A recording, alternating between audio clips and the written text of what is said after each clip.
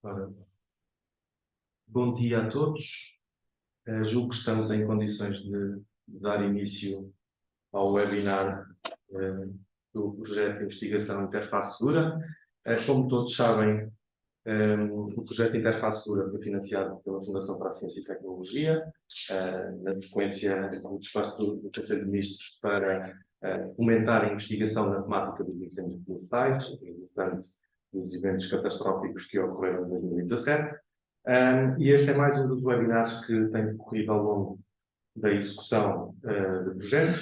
E finalmente chegamos a um ponto em que temos já também a possibilidade de contar com alguns oradores convidados de outras instituições, aos quais agradecemos a disponibilidade e interesse em participar. É muito bom receber aqui no Departamento de Engenharia Civil da Universidade de Coimbra os nossos colegas do técnico, que mais à frente irei apresentar individualmente, e também alguns parceiros internacionais com os quais temos conseguido estabelecer algumas parcerias e também têm colaborado nos desenvolvimentos que temos alcançado até ao momento. Sem querer alongar muito, até porque a sessão vai ser bastante preenchida, queria só reforçar que podem consultar os desenvolvimentos do nosso projeto no website do projeto Interface Segura, assim como em diversas publicações que temos feito através de artigos científicos ou mesmo de publicações de livre acesso nas redes sociais, por isso peço que continuem a acompanhar-nos. Aproveito a oportunidade também para informar que a breve trecho teremos então o evento final presencial, depois divulgaremos em devido tempo e esperamos também contar com a participação de muitos de vós. E informar ainda que neste webinar, como temos algumas apresentações de colegas estrangeiros, pelo menos 2 apresentações serão em inglês, e também por esse motivo dirigir-me-ei a vocês em alguns momentos do webinar em inglês, ok? Sem querer então alongar muito, mais uma vez agradeço a presença de todos. Vou passar à versão em inglês para poder então apresentar o primeiro orador, que é um colega de uma universidade australiana, que gentilmente acedeu ao nosso convite e tem trabalhado de forma exaustiva nesta questão da segurança e resiliência das estruturas ainda na interface urbana florestal, com um grande foco na avaliação com base no desempenho e com recursos das ferramentas computacionais avançadas.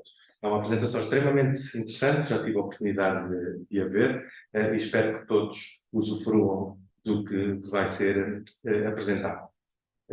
Agora, se me permitem, passo então um pouquinho em inglês, até para poder apresentar o nosso orador. So, good morning, everyone. It's a pleasure to have you all here involved in this webinar. This is another one from the series of webinars that we've been hosting since 2021, more or less. So I really appreciate that you all participate and you are committed to accompany this project.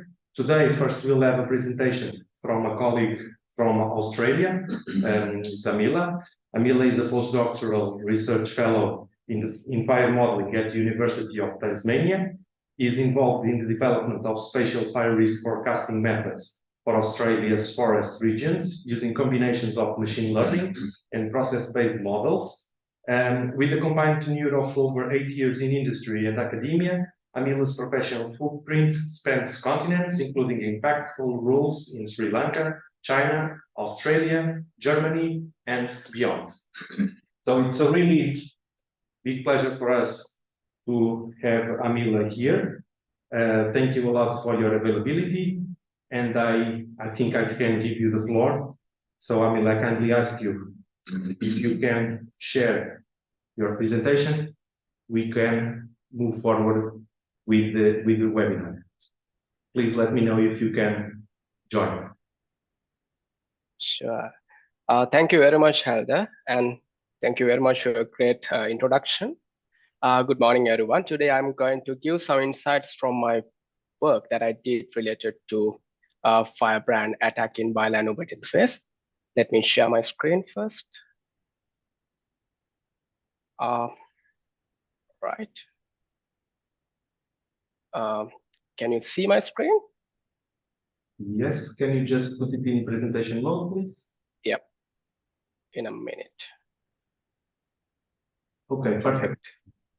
Yep. All right, so today I'm going to talk about wildland-urban interface resilience, physics-based modeling of firebrand attack on houses during wildfires. So I'm Amila Vikramasinghe. I'm a postdoctoral research fellow in fire modeling at the University of Tasmania in Australia. We all know wildfires are dangerous, and firebrands are the components that make wildfires more destructive in terms of house ignitions and destructions. So firebrands are identified as small ignitable particles that can originate from burning vegetation. These particles could be twigs, leaves, cones, or even fragments of barks. The danger is when these firebrands blend with the wind field and fire-induced buoyancy, they can transport into a longer distance until land on a full surface on a structure. When this happens, there's a possibility to start a new fire, which is called a spot fire. So starting firebrands can be classified into 4 separate sections, which are firebrand generation, transport, landing, and secondary ignition. These latter 3 aspects have been examined extensively in the operational context, but firebrand generation has not. Without knowing properly about firebrand generation, it is difficult to prepare an integrated system to quantify the wildfire risk accurately. However, knowing or measuring firebrand generation is not an easy task. We might need to go to firefront, we need to collect data, and of course to do that, we need a lot of safety precautions and advanced instruments, and also a lot of financial and human resources. However, because of this gap, we can't prepare a complete system to quantify the wildfire attack on houses. There is a viable alternative to find the firebrand generation without going to the firefront. It is called physics-based modeling. In this work, we are using a physics-based model called Fire Dynamics Simulator, which is a computation fluid dynamics model, which solves the governing conservation equations of mass, momentum, and energy in three-dimensional space. And this is a largely simulation model. And also, we can edit the source code because it's an open source tool. According to our research objectives, we can do these modifications. So we did the same thing in this work as well to include different drag laws for firebrand dynamics. In our method, we do have 4 phases. We are starting with the simplest case, which is try to quantify the firebrand generation of a single burning tree. Then we expand that further into find the firebrand generation of a cluster of tree burning, or we can simply call it as a forest fire. At the third phase, we calibrated these firebrand generation rates that we found in the phase 1 and 2 in according to the effect of fuel species, wind speed, and fuel moisture content. Finally, we try to map firebrand flux and heat load on structures to appraise the Australian building standard AS3959. In this phase, we developed an engineering model to quantify the firebrand attack on houses in cooperation with the radiative heat flux. So to do all these things, we use a special technique called inverse analysis. So what we did here, we systematically approximate the firebrand generation and try to reproduce firebrand landing flux in laboratory and field scale experiments. First, we try to model a single burning tree. We took some experimental data from a single burning tree done in a laboratory. As experimental data, we got the heat release rate of this burning experiment and the fuel load, dimension of the fuel particles, and the dimension of collected firebrands. So the experimentalists, they have collected firebrands at the tree base by placing some water-filled pans.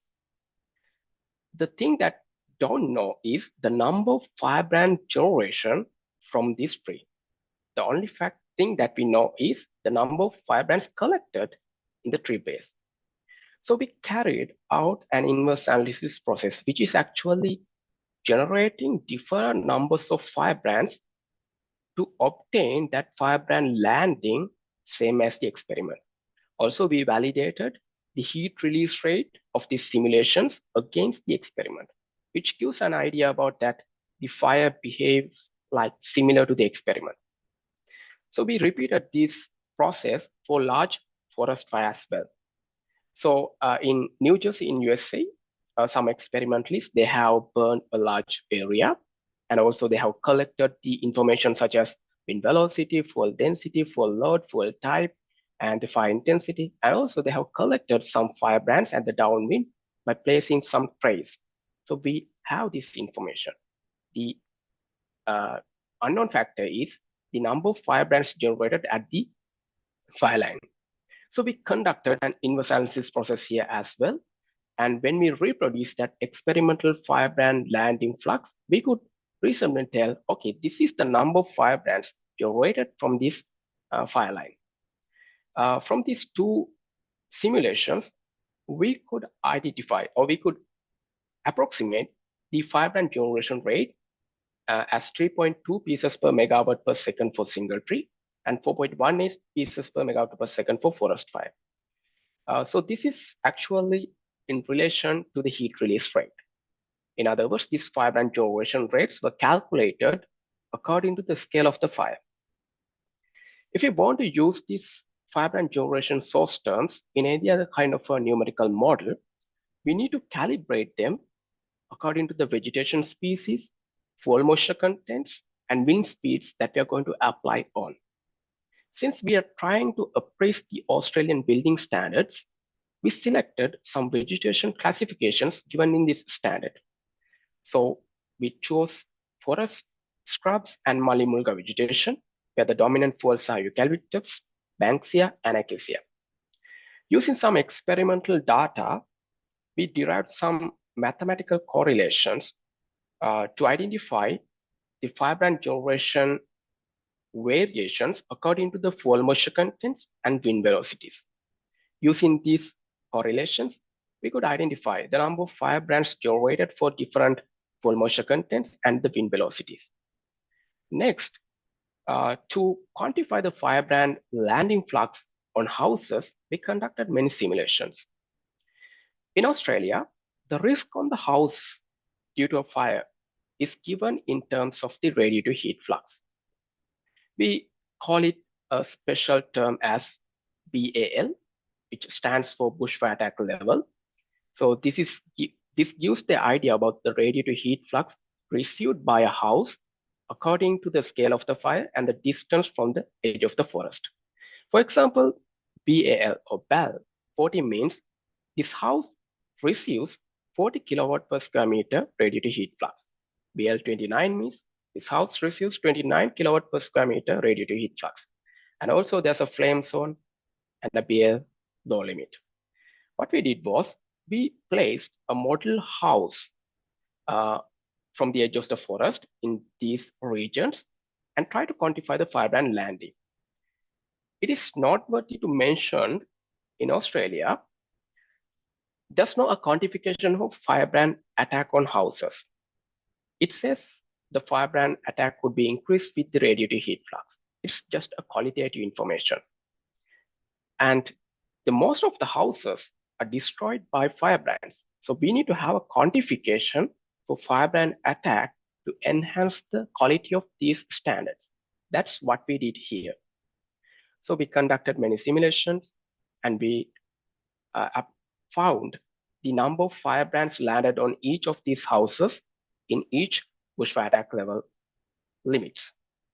By doing so, we could develop some correlations for forest, scrubs, and Malimulka vegetations in relation to the radiative heat flux. And we could find there's a logarithmic relationship between firebrand flux and the radiative heat flux for forest and scrub vegetation. And there's a linear relationship for Malimulka vegetation. This is one of an important information or finding because here we could quantify the firebrand attack on houses in relation to the existing measurement of radiative heat flux. Later, we conducted a parametric study to identify the influential factors for firebrand attack on houses. Here we conducted 36 simulations for field-based wildland-urban interfaces by varying the wind feeds and for loads and the temperatures. So we selected the three regions in Australia that were severely affected by wildfires in recent bushfire events. We selected Can River region in Victoria, which is a flat land, and Taruna region in Tasmania, which is a hilly landscape. And for validation process, we selected another wildland-urban interface called Conjula Park in New South Wales in Australia. So it is important to get that the structure of the fuel in this region to get a better wind climate, because we all know wind can be vary with the drag law exerted by the fuel structure. So what we did here was we took some LiDAR data and converted into a point cloud, then used that point cloud data to create a 3D actual fuel structure inside the fire dynamics simulator. Then we carried out a number of simulations by varying the aforementioned wind speeds, fuel consumptions, and the temperatures, and try to find the firebrand landing on these houses.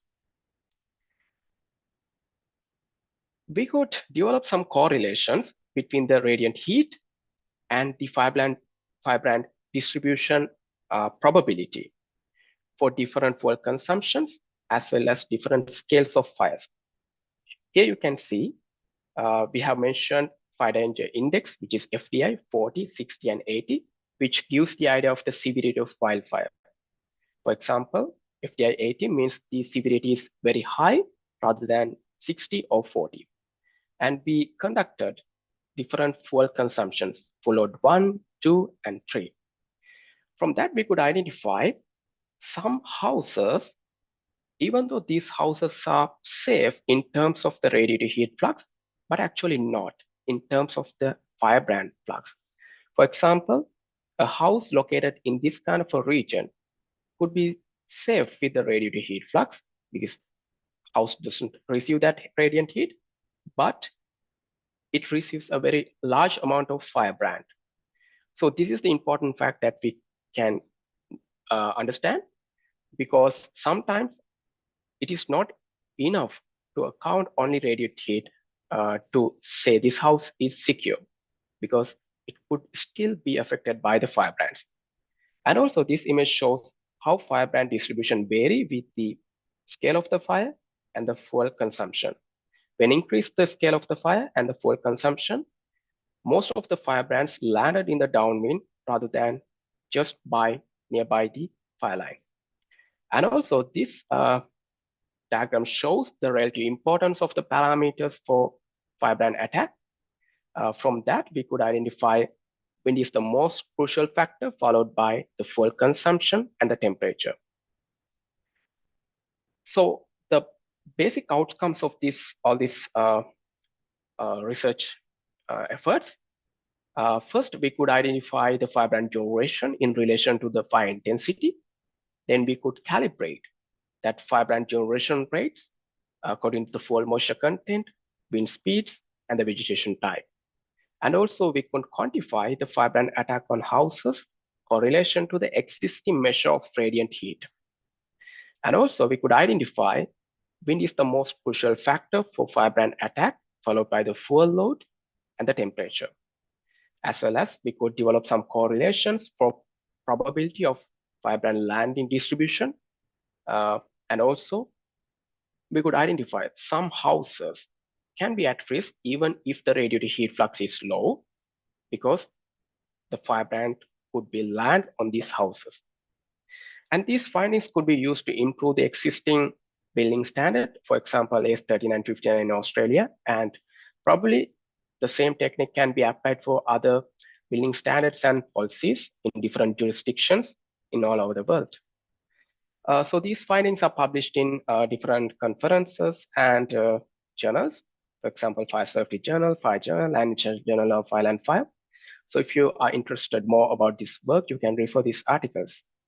So this is the end of my presentation, and if you have any questions, please feel free to ask. Dear Ramila, thank you very much for your excellent presentation. Let me just check if there is any specific question from the chat at this moment. I don't think so. I will address the audience also in Portuguese, if you don't mind, so I ask you for a few extra minutes. Todos os presentes, caso tenham alguma questão a colocar, podem fazê-lo através do chat. Ok, temos aqui uma questão. Actually, we have a question from Luana, which is also our student here at the University of Coimbra, and she's doing in this topic at this moment. She's asking if this study considers the present climate scenario and if the climate change in future scenarios would influence the results, and in what way if they would influence the results. I'm sorry, Hedler, I can't hear you properly. I think there's some kind of a delay in the voice. I will repeat. So it's a question from a colleague here from the University of Coimbra concerning the consideration or not of the current climate scenario and future climate change scenarios, and how they could influence the overall results that you have obtained in the numerical models.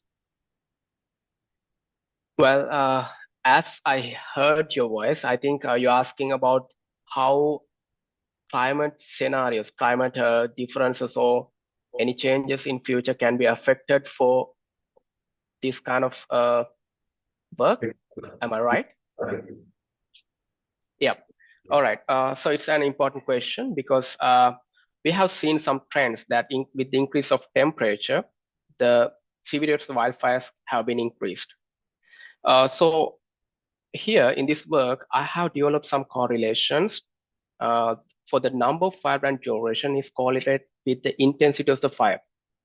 And the trend is currently, we can see with the climate change, we can see a very catastrophic fire scenarios, which means high fire intensity of fires, which means eventually these fires can produce more embers. If you have more embers, in other words, it shows there could be more landing on houses. The risk could be increased. So we can actually map with the increment of these catastrophic fires and how these fires could be actually can be impact for the houses located in very distant regions. So right now, according to the current measurements, these houses will not be severely affected by the wildfires, but because of these catastrophic wildfires, they will be affected in future. So we can map simply for that, yeah.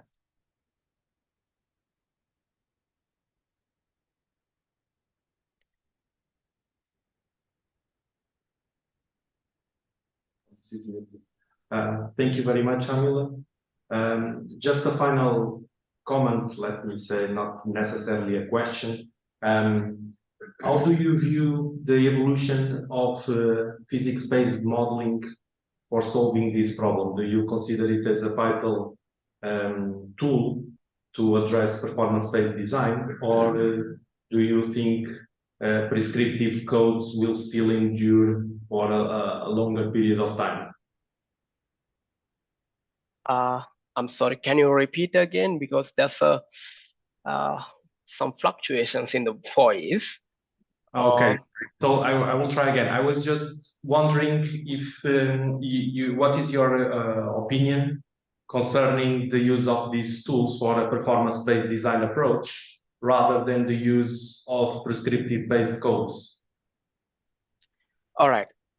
So I would recommend that this is not quite enough for like a real application things. The reason I would say we don't have enough data to develop really good correlations to identify the effect of fuel moisture content, wind velocity, and the vegetation species. We have some a limited number of experiments, some amazing experimentalists have done. And what we did here was we took their data and we try to map one vegetation to other, which is very not encouraging. And if we can do for individual vegetations, this is the effect of species for fire brand generation, that would be an amazing journey. But right now, what we did was, due to the scarcity of data, we mapped some one vegetation to another. So which is not a quite good approach, I would say. So in that case, we can get some rough estimation of fire brand attack on houses, but it is not quite accurate. So I don't recommend to use these findings as a real applications, but for like drawing purposes, we can use this. For example, the fire brand generation source terms that I generated could be used any other kind of a numerical simulations and give the different fire weather conditions and try to understand what's the ember distribution and fire brand landing flux on a certain geographic region. That could be done, but we need to be very careful about using and mapping these findings into different vegetation classes and different environmental conditions. Okay. Amila, once again, thank you very much. I think we'll have a few extra questions, but so that we don't delay the webinar, I will collect them and I will send it to you so that we then can reply with your written answer. Is it okay? Yes, fantastic. So, perfect. Thank you, Amila. So I think we will move forward. And from now on, I will speak again in Portuguese.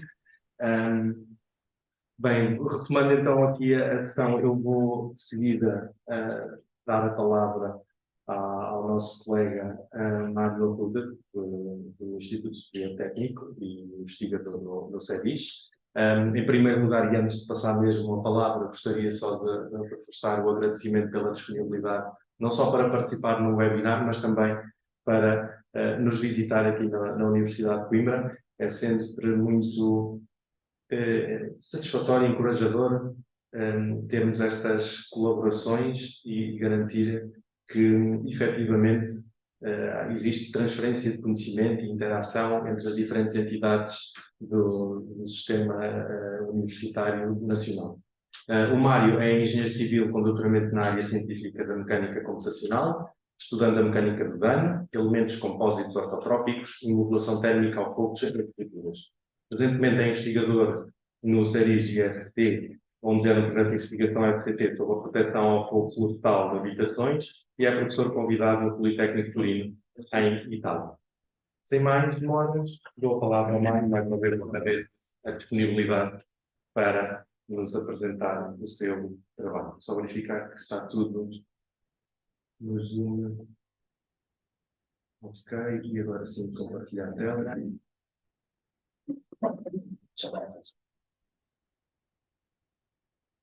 Vou falar no screen. Está tudo certo. Força. Obrigado. Bem, bom dia a todos. Não sei se me ouvem, espero que sim. Fazer a minha apresentação em português, como disse, em todo o caso, para as pessoas que são percebem apenas o inglês, e os slides estão em inglês para haver uma compreensão. O meu nome é Mário Arruda, como já foi dito, obviamente. Eu vou apresentar parte de uma pequenininha investigação, uma parte pequena da investigação que estamos a fazer lá no técnico, mais completamente ligada ao nosso projeto de investigação, no qual nós estamos a tentar procurar uma relação entre uma curva, uma ação térmica de um fogo florestal, uma curva de temperatura-tempo, e as curvas nominais aos polos interiores, como por exemplo a ISO 834, que nós conhecemos. Só para dar um background histórico, o nosso grupo de investigação, o projeto do grupo de investigação começou no final dos anos 80, com os grandes fogos de Chiado, é um grupo de investigação associado pelo professor Fernando Branco, no qual se procuram soluções à prova de fogo, proteção ao fogo, violência ao fogo, estrutura, e o professor Branco tem feito esta investigação, principalmente com o interior de edifícios, principalmente a reabilitação de edifícios, na área da proteção ao fogo. Obviamente, durante muitos anos usámos um know-how que fomos acumulando, e houve, obviamente, aquele evento catastrófico, como o Helder já tinha falado, em 2017, que gerou, obviamente, algumas conversas entre nós, no nosso grupo, apesar de não ser a nossa área de fogo exterior e florestal. Nós começámos a pensar, vamos tentar criar aqui uma pequena área, um desvio da nossa área de investigação e tentar procurar algumas soluções anti-fogo, vamos pôr assim, ou à prova de fogo florestal de habitações. Ou seja, uma das observações que nós conseguimos verificar com alguns dos relatórios que foram feitos por peritos e o técnico também andou a fazer alguns relatórios aqui na zona, é que algumas habitações arderam devido aos fogos florestais e outras não. E nós também começámos por aí. Ou seja, o grande problema, nós apercebemos, apesar de grande vontade do nosso país e do governo de reconstruir as casas que tinham ardido devido aos fogos florestais, a grande maioria destas casas foram construídas exatamente da mesma maneira. Okay? Significa que se provavelmente forem medidas por outro fogo florestal, muito provavelmente, talvez vão de novo arder. Não quer dizer que há, mas existe a probabilidade de voltarem a arder e de voltar a ser reconstruídos. Por isso, as nossas ideias é, temos que mudar um bocadinho o mindset e pensar como é que vamos tornar as casas mais resilientes ao fogo florestal. Não é bem resistente ao fogo florestal, é um intermédio. Ou seja, e com isto, como estava a dizer, criámos então essa nova ideia de investigação, que é, vamos então procurar soluções alternativas, que tem que ser um bocadinho diferente dos fogos interiores. Okay? Soluções principalmente passivas, não são soluções ativas nem reativas, são soluções passivas, no qual, essencialmente, a habitação em si vai proteger os habitantes dentro dela.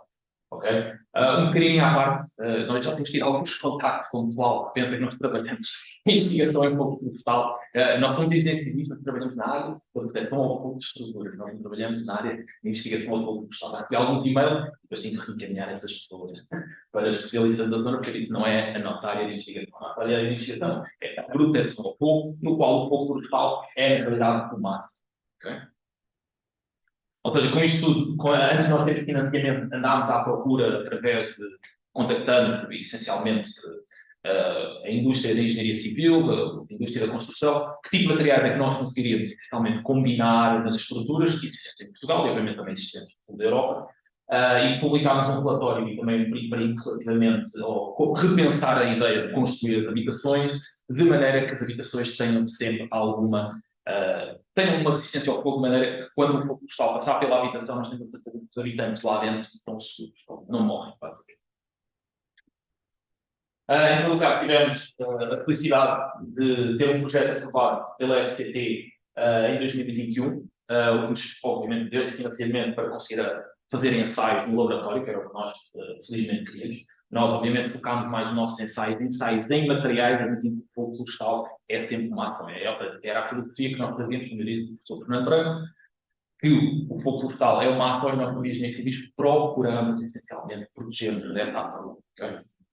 Se alguém mais tiver informação sobre o andamento do projeto, ele já está um bocadinho no início e, infelizmente, o projeto, devido à pandemia, teve um atraso muito grande.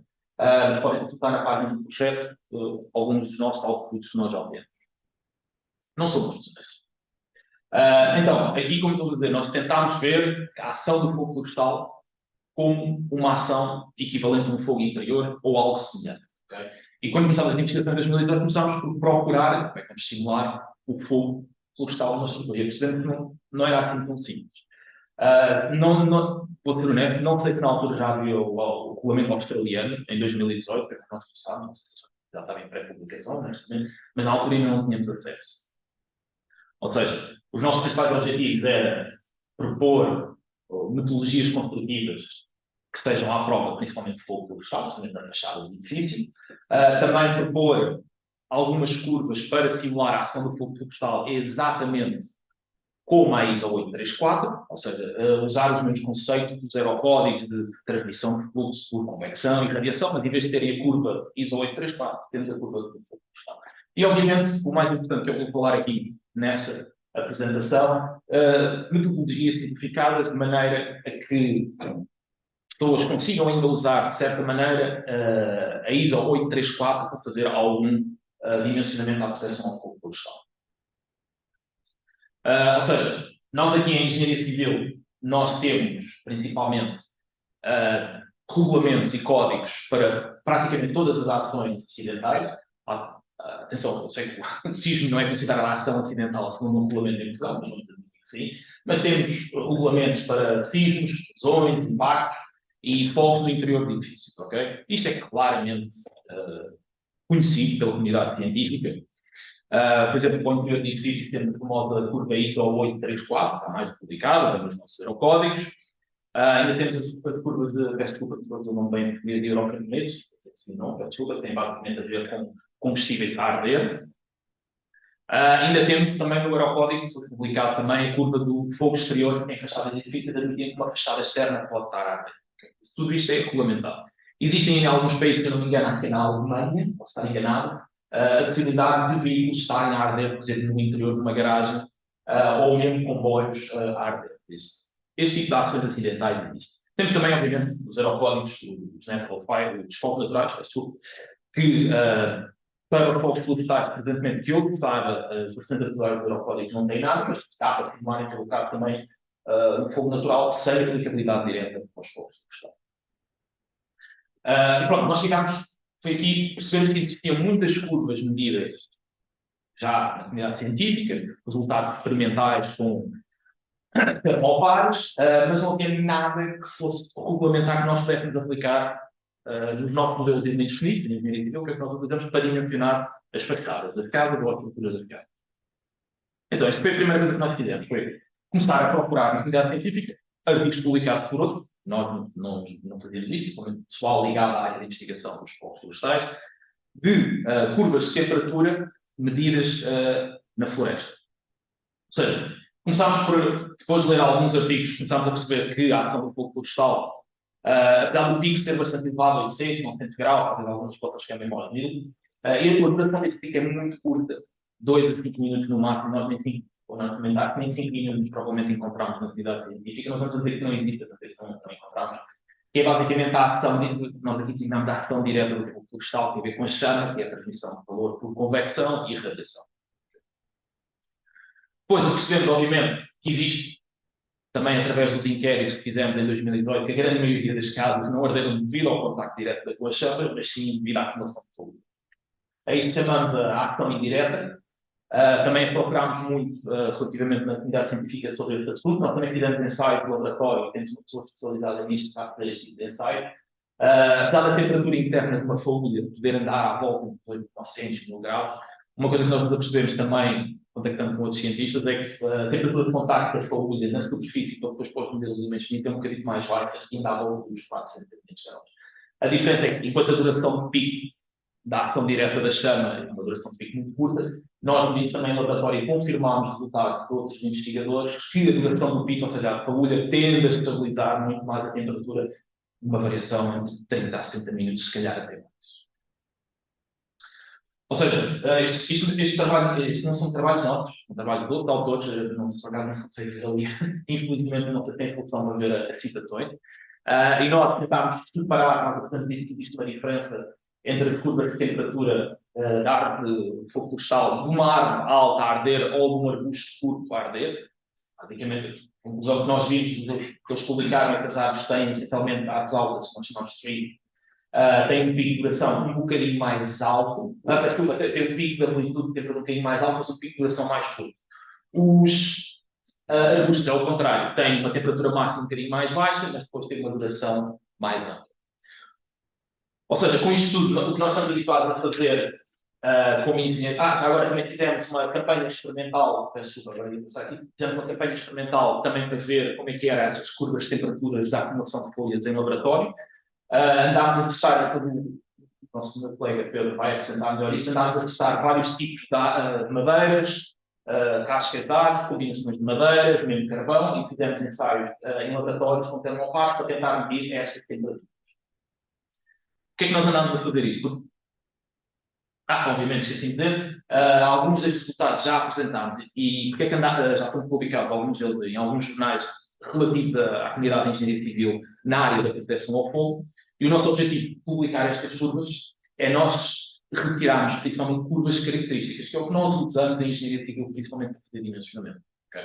Curvas características de 95%. Por isso, nós pegamos nestas curvas, por exemplo, aqui das fagulhas, retiramos curvas amovíveis a 95% e depois escolhemos uma destas curvas adaptadas a esta característica de 95%, que é normalmente estas curvas que nós usamos a dimensionamento, para dimensionar, por exemplo, o sismo, dimensionar, por exemplo, a ação das cargas gravíticas, e estamos a tentar olhar para uma metodologia de dimensionamento muito semelhante ao que nós temos nos aerocódigos. Para quê? Para possibilitar a engenharia civil consiga, essencialmente, fazer este dimensionamento. Okay?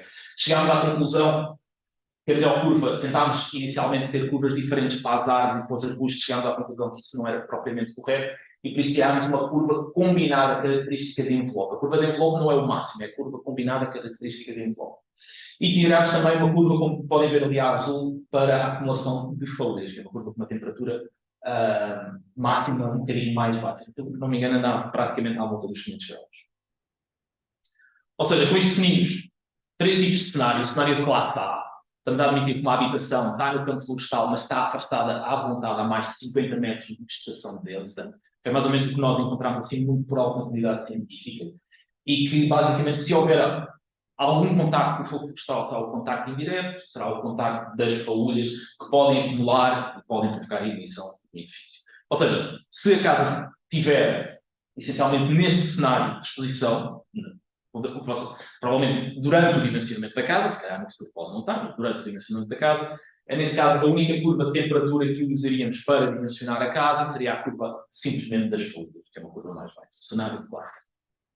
Também admito neste cenário, peço desculpa, que não existem habitações a menos de, não existem habitações a menos de 15 metros da própria habitação. Outra habitação ardente também iria contribuir com a carga. E depois temos o cenário de classe B. No cenário de classe B já temos uma casa, claramente, à volta de estação densa, a menos de 50 metros de estação densa. Neste caso, já podemos ter contato com a chama por radiação ou convecção. Seria mais, obviamente, se tiver também será mais radiação do que convecção, mas nós aqui tentamos não diferenciar isto. E neste caso, para o cenário de classe B, vamos ter então a combinação da ação direta e a ação indireta que nós dissemos, ou seja, convecção, radiação e acumulação de faúlhas que vão também produzir, obviamente, calor gerado.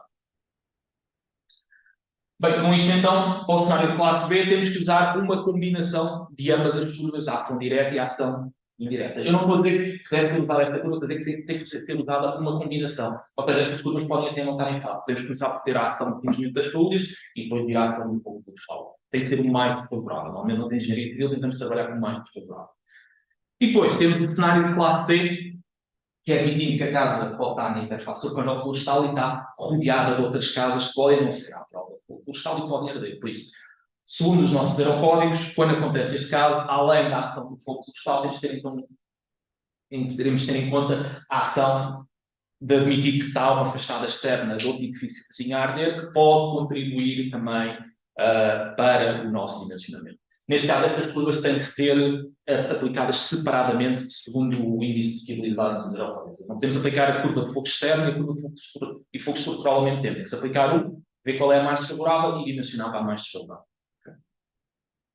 Ou seja, esta é basicamente a equação que vem nos aerocódigos. Os aerocódigos permitem a aplicação de fogos naturais. A diferença é que com essa convecção é um bocadinho mais elevada. Mas, pronto, basicamente vamos aplicar esta curva de temperatura-tempo, curvas em tempo e temperatura em função do tempo, aplicando as superfícies de convecção e radiação exatamente como vem nos aerocódigos nos nossos modelos de elementos finos. Nós sabemos que já existem códigos para fogos florestais, obviamente não é novo, já foi falado aqui pelo nosso colega anteriormente. O mais conhecido de todos é o regulamento australiano, ou a norma australiana, conforme quiserem chamar, que está, na minha opinião, está bastante completo, está bastante interessante. Existem também alguns, eu não vou falar aqui de todos, por exemplo, o regulamento californiano, que tem alguns testes para a acumulação de folhas que nós tentamos mais ou menos simular nas nossas campanhas experimentais. E também já existe, obviamente, um espaço que foi publicado em Portugal, relativamente também a alguma proteção ao fogo. Obviamente, todos nós vemos isto com bons olhos, porque felizmente já está a haver algumas ferramentas que nós possamos usar. Em todo o caso, este espaço foi aplicado no anterior regulamento, que tem uma filosofia de segurança mais virada para o interior de edifícios e não para o exterior de edifícios. Okay? E foi aí que nós tentámos fazer um bocadinho a diferença. Ou seja, mudar um bocadinho a filosofia de segurança. E pronto, aqui vamos entrar aqui em algo um bocadinho discutível e compreendo perfeitamente, mas pronto, foi a nossa ideia. Ou seja, enquanto nos fogos naturais, o tempo de resistência ao fogo está associado, de certa maneira, a um tempo de efetivo com o edifício. Nós temos que o edifício não pode estar ali a arder e as pessoas estarem a trabalhar, por exemplo, ser evacuadas, e vem termos de sol. Aqui, nós queremos fazer isto um bocadinho diferente, é que o edifício seja o abrigo, o refúgio, que vocês quiserem chamar, para as pessoas. Ou seja, as pessoas, no sítio onde vivem, têm que conseguir, a habitação tem que conseguir sobreviver a um fogo florestal, no qual as pessoas não precisam de ser evacuadas. Obviamente, na minha opinião, não percebo muito do assunto, mas acredito que iria ajudar na logística de combate aos fogos florestais. Ou seja, não vai existir nenhuma necessidade de evacuação dos habitantes. Nós vamos admitir, do lado da segurança, que temos um tempo de exposição ao fogo florestal de 120 minutos, segundo aquelas curvas de fogos florestais que nós propusemos, não segundo a ISO, o que é mais que suficiente. Nós estamos a tentar publicar esta ideia como um relatório científico, não como um artigo científico. Ainda não temos, acho que não está publicado, mas logo que tiverem publicado podem consultar no link, mas logo que tiver publicado podem consultar as nossas ideias relativamente a esta filosofia de segurança de habitações para fogos florestais. Como é que nós fizemos a comparação dos fogos naturais dos fogos florestais? Nós usámos essencialmente 3 métodos, que eu vou aqui apresentar 2 brevemente para explicar de onde é que vêm os nossos tempos de equivalência de exposição ao fogo. Então, nós começámos por, este foi-nos dado, também me lembro do professor Bizzi, que eu não conhecia este método, vi através de um curso dele, que ele falou deste método, que é como comparar um fogo natural com um fogo nominal. Já vem de alguns anos atrás, 1922, este método carece, na minha opinião, de algum rigor científico, mas compreendo onde é que ele vem, e diz que se nós igualarmos as áreas de ambos os gráficos, nós podemos tirar um tempo de exposição de equivalente a uma curva nominal. Aqui, a pergunta de €1 milhão é qual é a temperatura crítica, obviamente. E mesmo nestes artigos que nós consultávamos, a temperatura crítica varia muito entre os 150 a 500 graus. Em todo o caso, como aqui estamos nos fogos florestais, estamos a olhar mais para a madeira a arder, a dica nos deram que esta temperatura crítica está próxima da temperatura de pirólise da madeira, deve andar à volta dos 300 graus. Foi a conclusão que nós mais ou menos chegamos, pelo menos foi a recomendação que nos deram.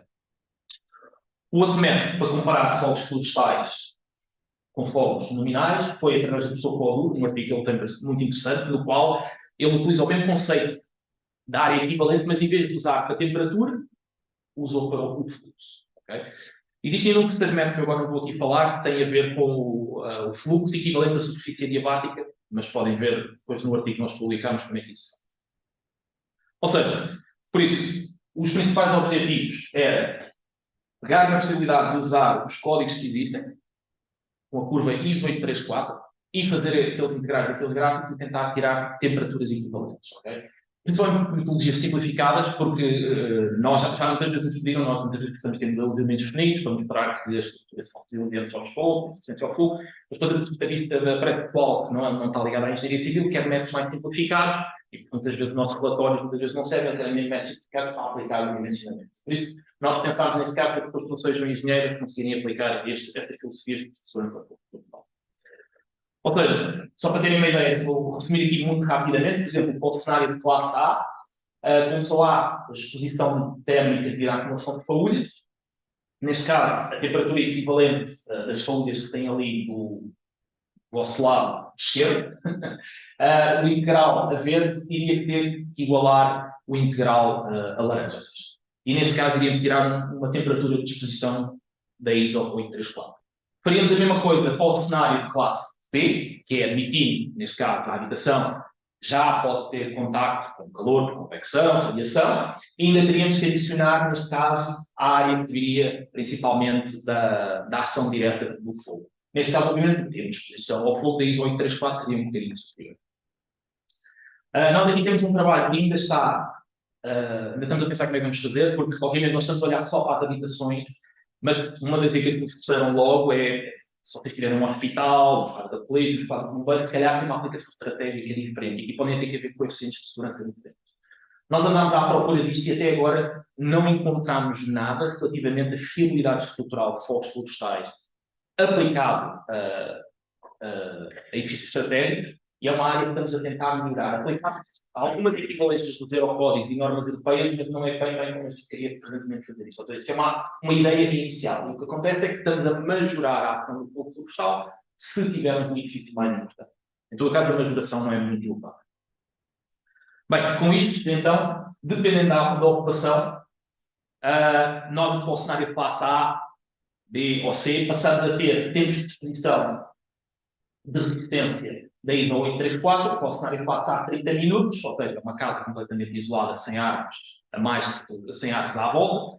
Para o cenário 4B será à volta de 45 minutos. Um pequenininho à parte, estes valores que estão aqui, nós já temos feito alguns modelos de elementos definidos com as curvas dos polos florestais que estamos a falar, a ação direta e a ação indireta, e na realidade, ou seja, este método simplificativo que nós estamos a usar, foi recomendado pelo professor Pizzi, pelo professor Codua, tende a ser um bocadinho desfavorável, ok? Se nós fizermos isto num modelo de elementos definidos, posso dizer que estes tempos de equivalência ao fogo não são tão elevados. Okay? Em todo o caso, é garantida a segurança dos habitantes dentro das habitações. Ou seja, um bocadinho como o despacho, que também tem valores um bocadinho mais elevados que este. Bem, qual é o nosso objetivo futuro, como eu vos tinha dito? Ter, principalmente, uma curva, uma ação de dimensionamento ao fogo florestal que possa ser aplicada exatamente como nos regulamentos dos aerocódigos que nós temos. Nós estamos também a procurar algo relativamente à própria reação ao fogo florestal. Nós hoje em dia estamos a ter uma apresentação sobre isso muito legal a trabalhar por isso, que é a reação das faúlhas nos materiais de construção. Nós temos a reação dos materiais de construção para a chama convencional, mas a reação das faúlhas, presentemente, não existe grande coisa. E, obviamente, temos a tentar entrar um bocadinho mais na área de promover um dimensionamento seguro e económico, obviamente, de maneira que possa ser aplicado a uma habitação convencional e não simplesmente a uma habitação de pessoa que tem muito dinheiro. Eu posso pôr ali uma resistência ao fogo de 90 minutos a uma reação que lá está numa fachada, mas depois também tem que encontrar pessoal que consiga construir materiais mais. Nós já temos um relatório, vamos apresentar isto à FCT e principalmente a instituições responsáveis estejam interessadas neste assunto. Basicamente é uma proposta, uma base, isso não é um regulamento, é uma base dos requisitos para projeto de proteção passiva anti-fogo para habitações, okay? Tendo em conta algumas das ideias que nós já temos, mas este documento está a ser incluído ao longo do tempo. Só agora começamos com a primeira versão e havemos de partilhar a primeira versão com todas as pessoas que estiverem interessadas. Já recebemos alguns e-mails relativamente a estas ideias. Algumas pessoas não concordam muito com esta questão de proteger as pessoas dentro das habitações, que dizem que já houve casos que estas políticas falharam. Eu não conhecia este caso, por exemplo, houve até há pouco tempo o problema de que houve, corrija-me se eu estou enganado, pelo menos foi o que eu li, que houve um fogo na Austrália no qual as pessoas tinham a ideia de ficar em casa para se protegerem e parece que a coisa não correu muito bem e houve uma mudança de política para não fiquem em casa, tentem sair de casa o mais rapidamente possível, ok? Compreendemos que existiram estas falhas e nós estamos essencialmente a tentar melhorar para que situações como esta, obviamente, não ocorram.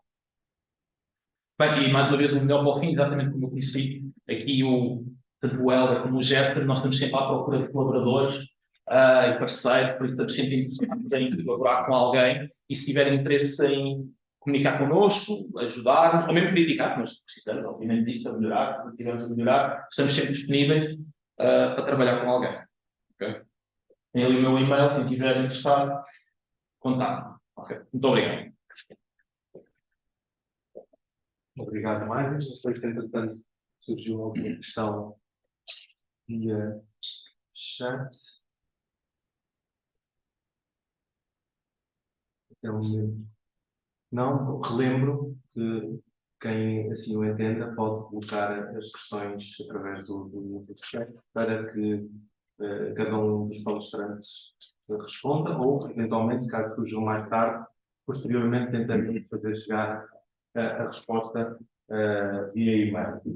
Eu lançava só um desafio, se é que eu posso dizer desta forma, relativamente aos requisitos que foram introduzidos recentemente por outros pais portugueses e perguntava ao Mário se podia dar a opinião relativamente à execuibilidade dos novos requisitos para habitações na interface urbana florestal, que obrigou um agravamento das condições mínimas ou dos requisitos mínimos em termos de resistência ao fogo, quer para a capacidade de suporte de carga, estanquidade e isolamento.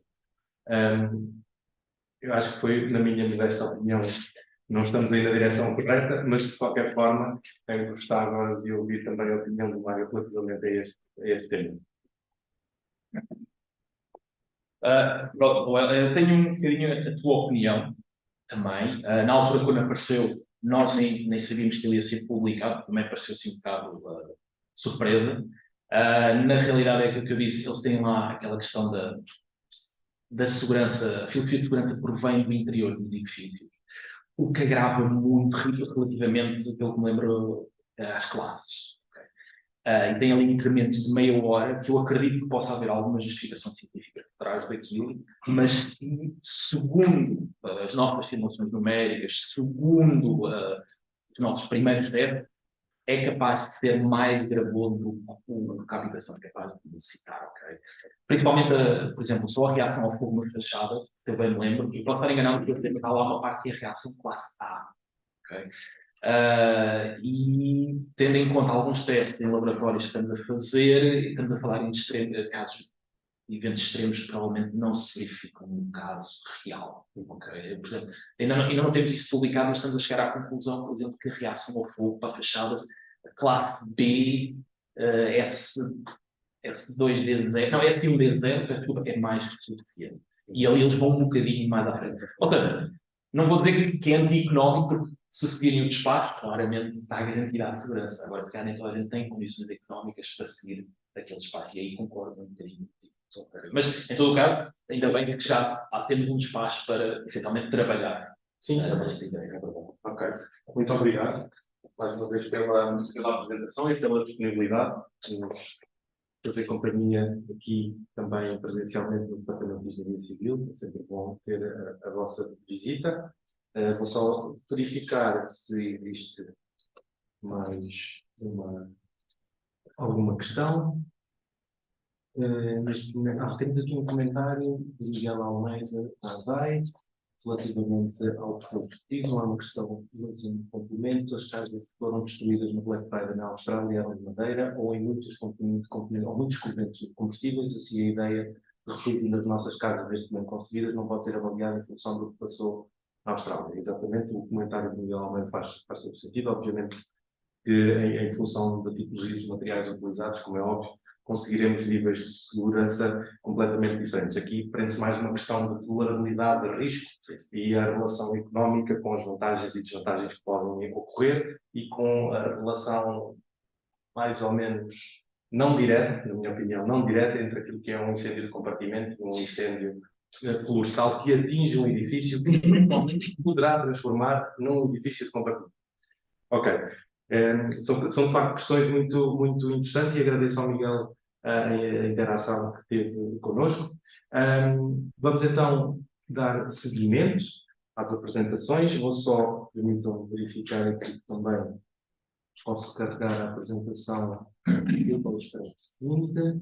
De seguida vamos então ter uma apresentação do Cesare Fiorini, que é engenheiro civil formado no Politécnico de Milão, em Itália, com mestrado na Universidade Federal da Bahia do Brasil. É aluno de doutoramento aqui no Departamento de Engenharia Civil, no curso de doutoramento de Engenharia de Estruturas Metálicas e Mistas da Universidade de Coimbra, e está a trabalhar no projeto Interface Segura desde 2021, e esperemos no próximo ano, não é? Que possa também concluir o seu trabalho de doutoramento. Passo então a palavra ao Gerson. Deixa-me só ver aqui.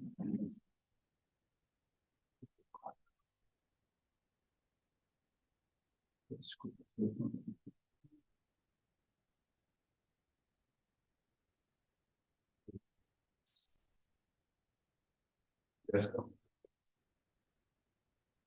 Olá, bom dia.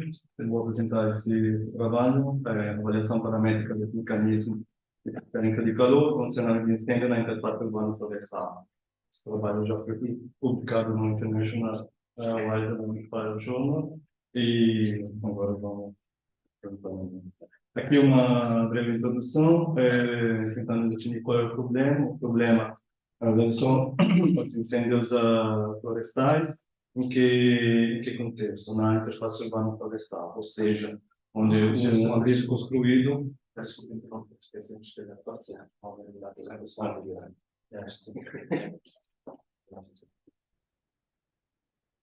Desculpa, e agradecemos a nota, que é assim, comportamento.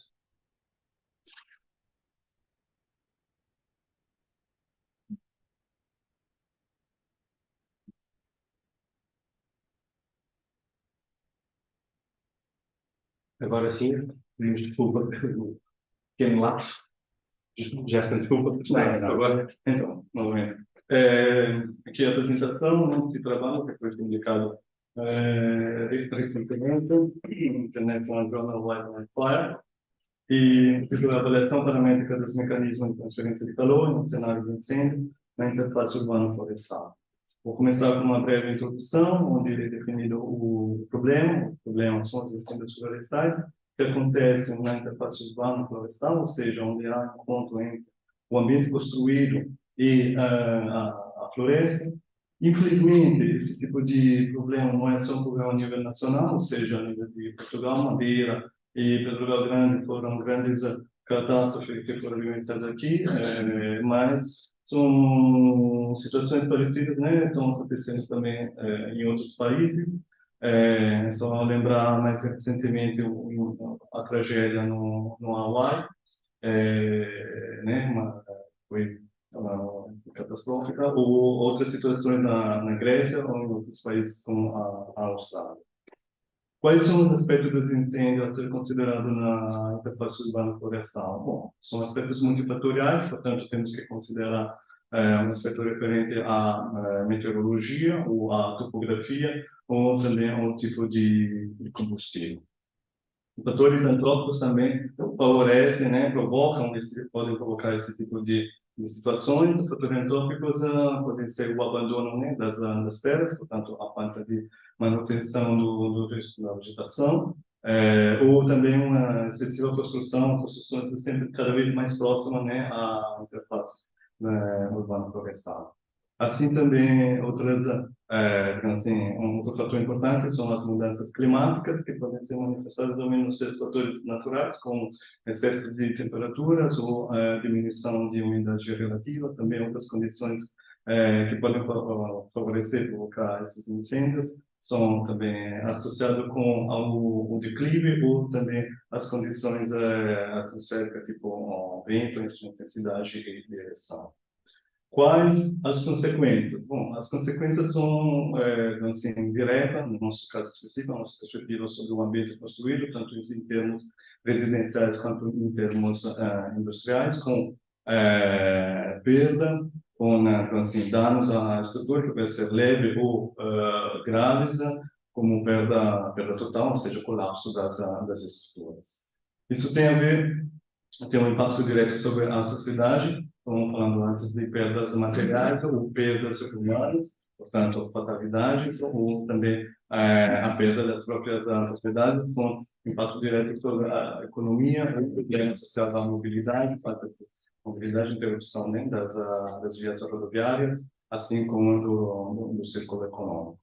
E também a consequência associada ao meio ambiente, ou seja, o terreno ardido depois não pode ser mais utilizado, ou demora algum tempo para ser recuperado, ou assim como a própria problema respiratório associado à qualidade do ar devido às emissões de anidro de carbono com os fungos. Então, continuando com o projeto baseado no desempenho, qual é a essência do problema? A essência do problema não é tanto o controle do incêndio em si, mas assim, estudar a inestabilidade da estrutura, ou seja, a vulnerabilidade da estrutura face ao mecanismo de incêndio. Isso está associado mais aos mecanismos de transferência de calor. Então, como pode ser melhorado esse problema? Bom, o Cohen ajudou bastante esclarecendo o conceito de zona de ignição na envolvência do edifício, que nada mais está associado com o espaço defensável que fica ao redor de pode ser de um conjunto, quer dizer, de um single edifício ou de um aglomerado urbano, portanto, em escalas métricas diferentes, pode ser nas dezenas de metros ou nas centenas de metros.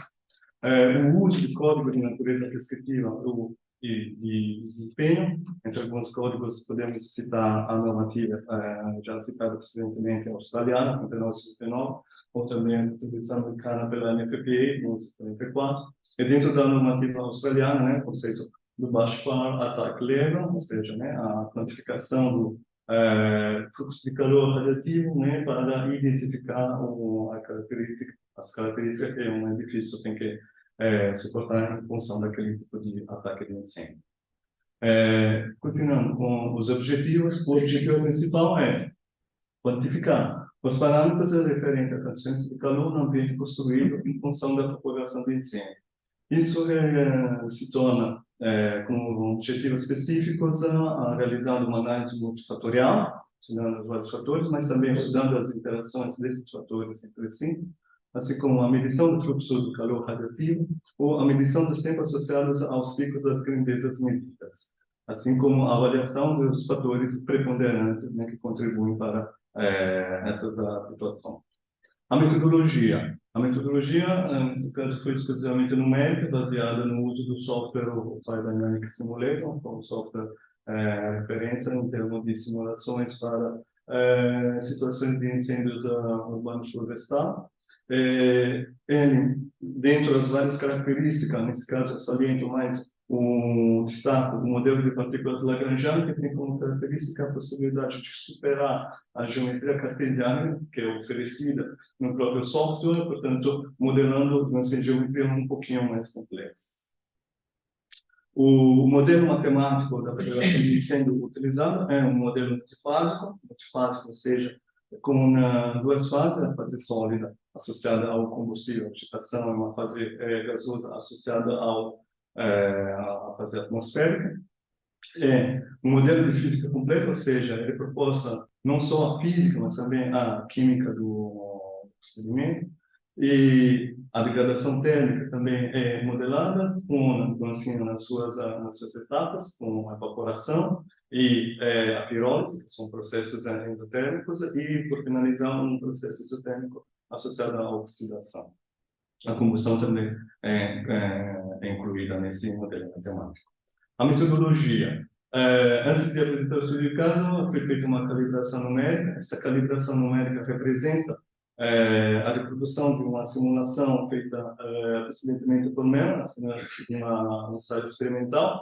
Aqui são propostas duas curvas, onde nas abscissas é representado o tempo, a evolução do tempo, e nas ordenadas a taxa de perda de massa de uma árvore que foi incendiada, e em função assim, nessa simulação foi escolhida uma reação química que pudesse, assim, representar da melhor forma possível essa taxa de perda de massa. As curvas experimentais sólidas tracejadas comparadas com as curvas numéricas sólidas são bastante semelhantes, e os valores de pico foram inferiores à diferença dos valores de pico entre as duas curvas a uns 5%. Portanto, foi um critério suficiente para poder avançar com o estudo. O estudo de caso é nada mais do que um cenário que representa, assim, um edifício industrial com base retangular, 15, largo 15 e profundo 12, com altura também de 12 metros, com um telhado de serra, composto de concreto e vidro. Esse galpão industrial é situado num ponto mais alto, acompanhado por um declive. Em cima do declive está uma carga de incêndio, ou seja, é quantificado como árvores, né, e os parâmetros considerados foram considerados com certeza um ângulo de declive, o vento na sua direção e na sua intensidade, a velocidade, a umidade relativa e, entre outros, também a distância das árvores em referência à face do edifício. O que foi medido o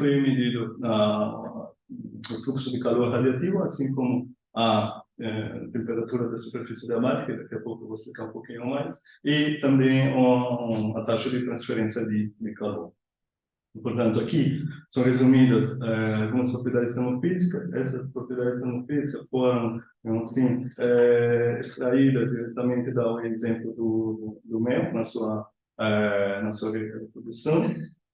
E a malha a nível numérico foi, aqui estão sendo apresentadas as três vistas, né? A de topo, a lateral e a frontal. Eu destaco aqui o número de malhas. Nesse exemplo são 6 mais 2 malhas, ou seja, no total 8 malhas, com diferentes tamanhos de células, células mínimas de 25 centímetros cúbicos e uma célula maior de 50 centímetros cúbicos, gerando, portanto, no entorno de 3 milhões e meio de células. Essas análises foi feita com o HPC, portanto, computador de alta performance, disponibilizado em um centro laboratório de computação avançada na dentro da Universidade de Coimbra. No caso de estudo em si, estava falando mais cedo da análise multifatorial, no caso específico a ROPA, ou seja, monofatorial, onde foram selecionados os parâmetros como a carga de incêndio, a direção do vento, a intensidade do vento, o próprio declive e a distância, subdividido em 4 níveis, e esse tipo de análise comportou 35 simulações. Essas, porém, foram complementadas depois com uma análise fatorial completa, que permite relacionar também a interação entre os fatores, nesse caso, o número de, vamos dizer assim, os fatores considerados foram 4, que são a carga de incêndio, ou seja, o número de árvores, o ângulo de declive, a velocidade do vento e a umidade relativa. Isso foi feito em 2 níveis, portanto, gerando 16 simulações, e esses valores que foram colocados são valores, vamos dizer assim, aproximadamente iniciais para ter, vamos dizer assim, algumas considerações sobre os resultados. As 16 simulações com análise fatorial completa estão aqui ilustradas. E vou apresentar brevemente alguns resultados. Os primeiros, por exemplo, relativos à análise monofatorial. Aqui são representados 3 gráficos. De esquerda para a direita, temos a taxa de transferência de calor, espécie megawatt, a temperatura da superfície adamática, no segundo gráfico, e, no final, o fluxo de calor radiativo. Todos esses gráficos, no eixo das abscissas, representa o tempo, e esse caso representa, digamos assim, os valores dessas grandezas em função do ângulo do declive. Pode-se notar que quanto maior o declive, quanto maior são digamos assim, essas grandezas. Existe, portanto, uma relação direta com esse fator. A respeito da temperatura da superfície adiabática, a temperatura da superfície adiabática é um valor importante para ser medido a nível numérico. Representa, na verdade, uma superfície ideal onde não há troca de calor. Né? Com esse tipo de informação, onde o fluxo de calor total medido na superfície realmente é nulo, podemos transferir essa informação para uma simulação depois a nível do método de elementos finitos. Continuando, embaixo são apresentadas 8 figuras, nesse caso é um caso diferente, onde temos uma variação de carga de incêndio, o número de árvores presentes de esquerda para a direita de 15 para 6, nada mais é que ilustrativa para ver assim, o comportamento das chamas na vista longitudinal e na vista frontal, temperaturas acima de 20 graus. Outro resultado aqui, nada mais do que uma vista sempre de topo, frontal e lateral, do processo de combustão. E aqui já um resultado gráfico de Pareto associado ao fluxo de calor radiativo. Gráfico de Pareto, que foi assim, construído com base em um nível de confiança de 95%, portanto, uma significância de 5%.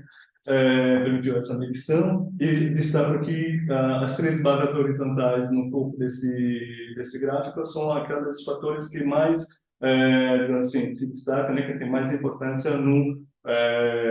por essa grandeza. Portanto, estamos falando respectivamente de cima para baixo, os primeiros 3 da unidade relativa, o B é o declive, né, o ângulo do declive, e a própria interação entre a unidade relativa e o declive. Outro gráfico é o gráfico das interações, onde destaco a relação, a importância das relações entre assim, o gráfico, o parâmetro do ângulo do declive com a carga de incêndio, assim como a velocidade do vento, WB, com a carga de incêndio.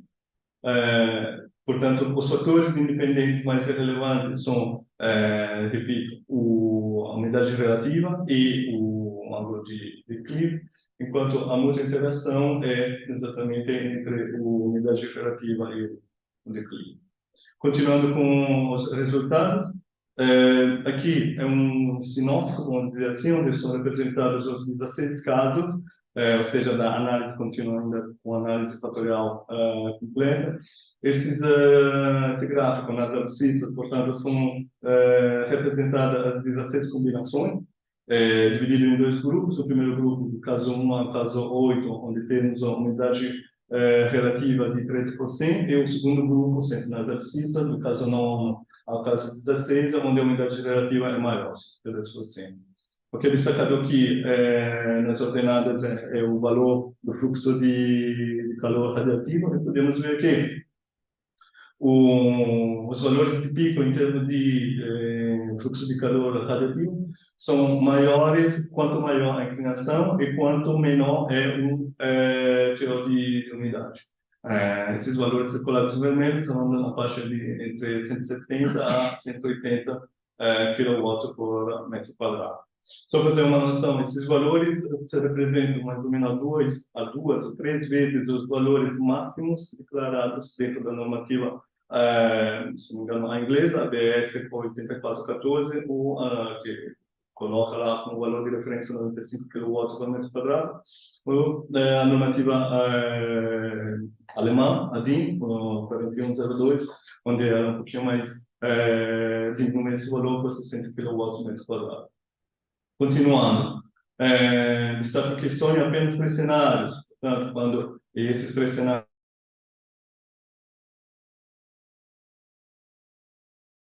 quando a umidade é um valor de fluxo relativo de calor menor a 12,5 kW.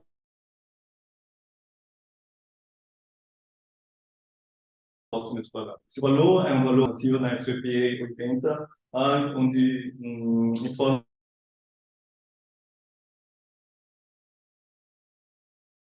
que normalmente abaixo está sujeito a um incêndio externo, que não acontece. O segundo gráfico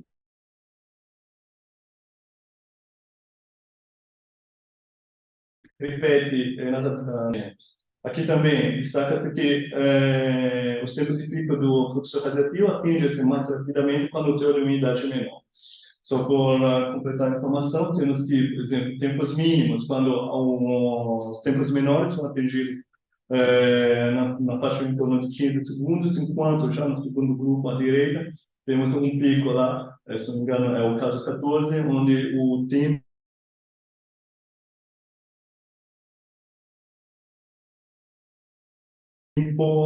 pela grandeza na faixa de 50 segundos. Portanto, uma grande diferença. Entre as conclusões, vamos linkar algumas. Primeiro, o aumento no declive ou o aumento da carga de incêndio está relacionado com o aumento da taxa de transferência de calor e a redução dos tempos de pico associados aos picos de taxa de transferência de calor. Segundo, o aumento da velocidade do vento, no intervalo de 4,15 metros por segundo para 6,7 metros por segundo, a variação na direção do vento, concordo com a redução de aproximadamente as temperaturas de superfície básicas medidas na fachada da estrutura mostraram variações de 450 graus Celsius, 550 graus Celsius, determinadamente para os três fatores: distância, direção do vento e nível de umidade relativa. As temperaturas de superfície básicas tiveram valores acrescidos em torno de 150 a 200% o valor inicial para cada um dos três parâmetros, portanto, um grande incremento. Os valores de pico, tanto para a taxa de transferência de calor, a temperatura da superfície básica e o fluxo de calor radiativo foram, respectivamente, de aproximadamente 2.300 MW, 1.000 graus Celsius e 180 kW por metro quadrado. A quantificação dessas grandezas permite medir os impactos no ambiente construído, sujeito a incêndio, na UAF, na interface urbana florestal, e, consequentemente, adotar uma abordagem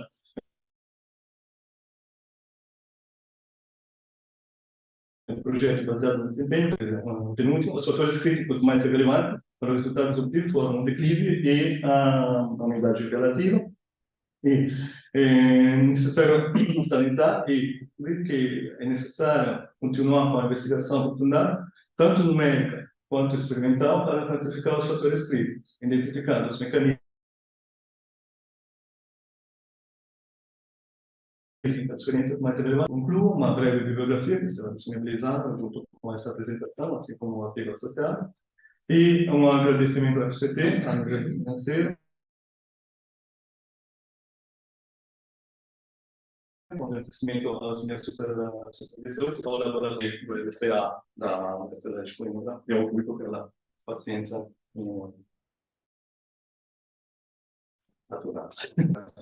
Gerson, vamos só verificar se existe aqui alguma questão.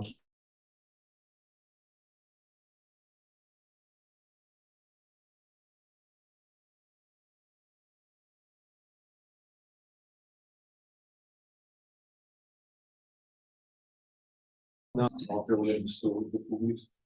Qual seria depois o objetivo final ao nível da nossa proposta no âmbito do projeto, não só do teu trabalho de doutoramento, mas também do projeto, ao nível da análise baseada no desempenho e da componente científica que pretendemos propor, ou na abordagem científica que pretendemos propor para a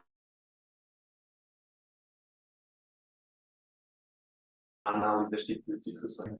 Bom, o objetivo, vamos dizer assim, final, dentro desse projeto, esse foi um primeiro trabalho que contribuiu para nos aproximar esse objetivo, chegar, vamos dizer assim, a propor uma ato de construtivos ou alguma proposta, vamos assim, que possa ser incluída e referente ao, digamos assim, aumento da resiliência das estruturas. Como então alcançado? O nosso objetivo é ter um plano mais cedo da temperatura superficial de abate, ou seja, o produto, toda essa análise inicial, que é uma análise de simulação numérica, baseada no FDF, depois serão capturados os dados medidos na superfície dessas estruturas e será mais real possível, né? E uma parametrização dentro desses estudos, dentro do Abacus, portanto,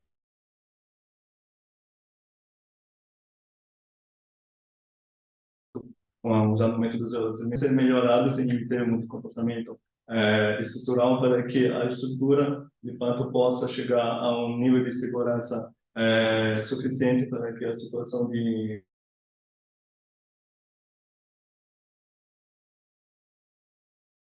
incêndio, né, assim, você conforto, né, mas com maior segurança, isso sim. Então,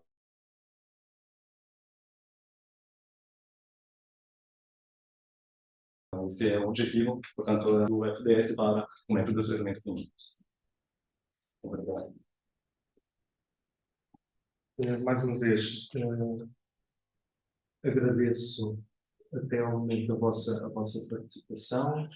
Relativamente a algumas solicitações que têm colocado no chat, nós certamente nos próximos dias vamos dar resposta às vossas solicitações, ok?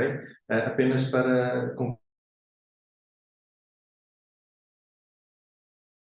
concluir antes de o que o Cesare acabou de explicar relativamente ao objetivo primordial, estamos no desenvolvimento de um projeto de base científica muito forte. Inevitavelmente queremos sempre propor e dar recomendações para a melhoria da resistência e da resiliência do ambiente construído, mas estamos de facto focados na criação de um quadro científico forte e baseado na análise, como baseada no desempenho. Ou seja, não estamos necessariamente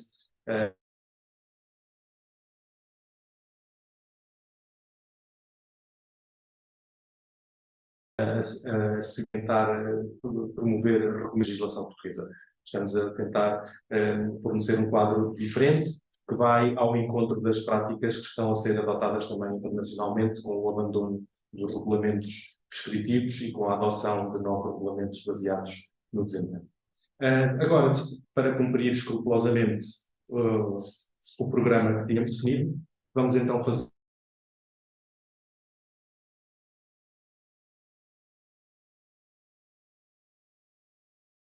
fazer uma pequena pausa. Confirmar, será então às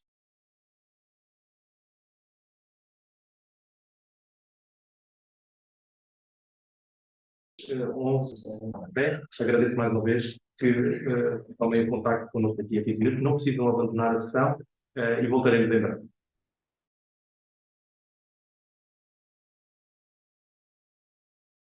Até já, obrigado.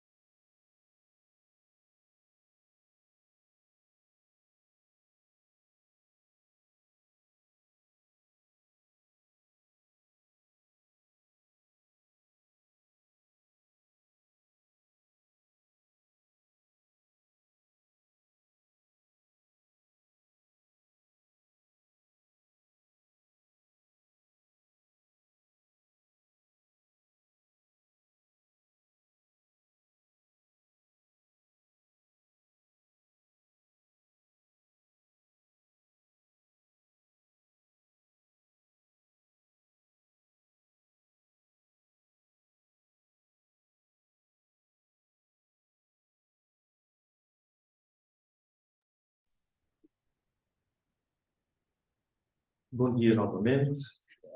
Espero que já todos tenham tido a oportunidade para a pausa para o café. Entretanto, acho que já estamos também em condições de retomar o webinar e de retomar as apresentações. Assim também julgo que poderemos ter algum tempo de discussão, caso exista essa possibilidade. No final, em menos tempo, e estamos a cumprir o programa inicialmente definido. De seguida, vamos ter a apresentação do nosso colega Pedro Cantor, que é engenheiro civil com mestrado na análise de estruturas históricas e monumentos pela Universidade de Minho, junto também no grupo de ISIS, correto? Com o professor Paulo Lourenço. Okay? E neste momento está a realizar o seu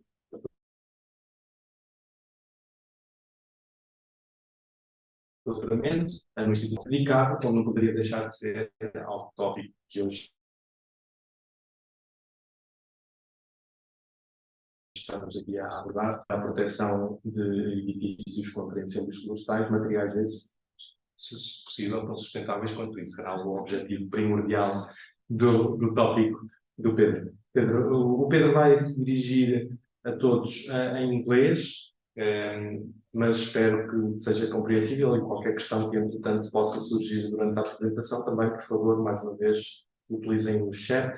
Tentaremos responder tão breve quanto possível a todas as questões colocadas. Sem mais demoras, Pedro.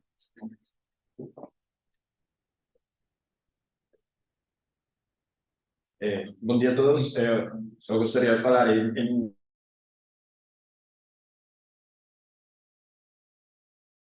português, mas falar em inglês as coisas técnicas. So, hello everyone. So, my name is Pedro Cantor. I'm working in the Instituto Técnico Superior in the group of the fire leading by Mario, and also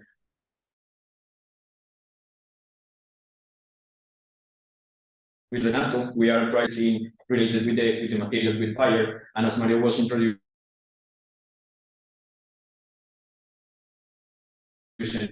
part in his presentation. Let's start.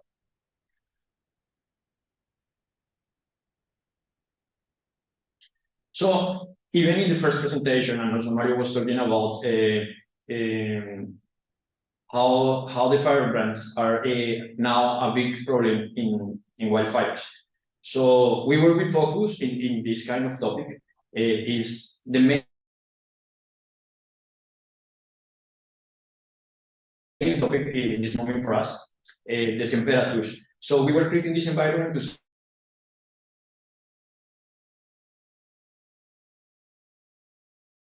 start to make tests. The focus of my part is trying to ask to the experts in the group, because it's not just also us. We have a background in a group without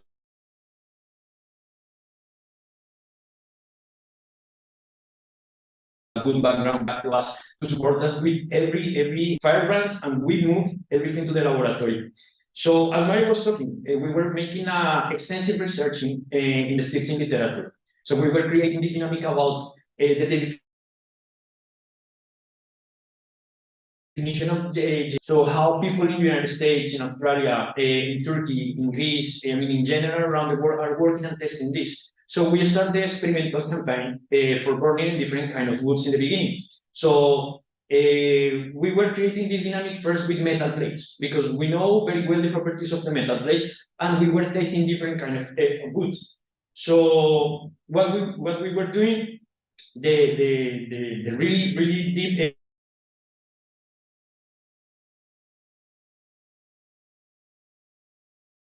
researching, and what we want to go.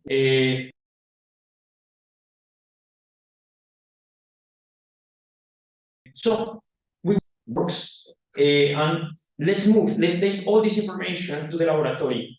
But before all this the extensive literature research, we were discovering all these things, like the temperature, the surface temperature, the radius of the position, how is the heat flux, and the duration of the fire branch in a fire. So we create this dynamic of laboratory setup.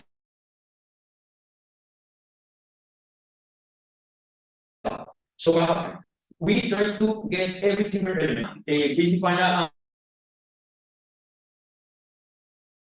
working, especially in the United States. We were taking this and we were testing pine bark, eucalyptus, pine charcoal, because during the process of the fire, we also have a charcoal from different elements, and we were testing firelighters, bushes, members of bushes, and wood for boxes from different elements, standard wood. So we create this dynamic, and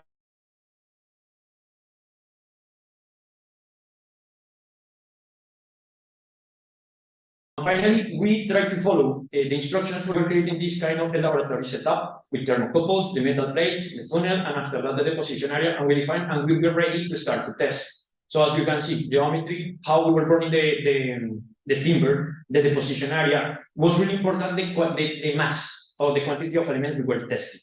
And after that, we were recording for different elements, how was the behavior of this timber. And finally, we produced these graphs, as Mario was talking about in his presentation, and we were defining like the moving characteristic 95% curve for the result of different kind of timber.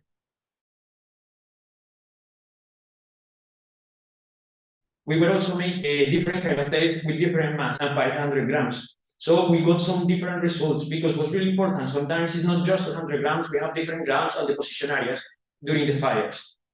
So we start to create, after we got that results and Mario was talking about, we moved to another stage. And in this stage, we were talking, or we were using a similar code, like the Californian standard code file in the chapter 784. We discovered they have a kind of a standard to test the materials with fire brands. And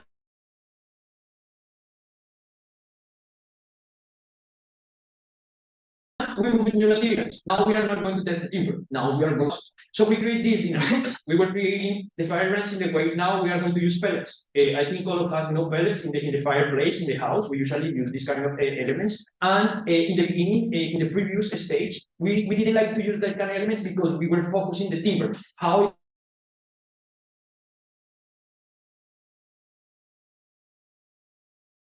this timber, the different timber that you can find only the characteristics of the timber. Now we want to test how is the fire effect with the fire brands on the materials. So it's an area of 3 parameter, and we decide to choose the best materials or the usual materials that the people in Portugal use in the houses. So we went to roadwood, we went with cork, but it's not cork, road cork. It's a composite of cork. This kind of cork, also we were using some paint protecting coat. We were using a fire protected membrane. We were using the regular tiles, bitumen tiles, aluminum. We were using also PVC, regular timber, with protection or without protection. And it's not in the list, but also in the last stage, we were receiving some good material that is a trend now in CLT. So, because it's a trend for structural members and also for protection, standard protection. So we created dynamic again, and we were changing a little bit the setup of the laboratory. So using the same things, we create a big box of metal just to create this dynamic of protection, because also in the laboratory, we didn't have a big space. So we were creating this environment of protection.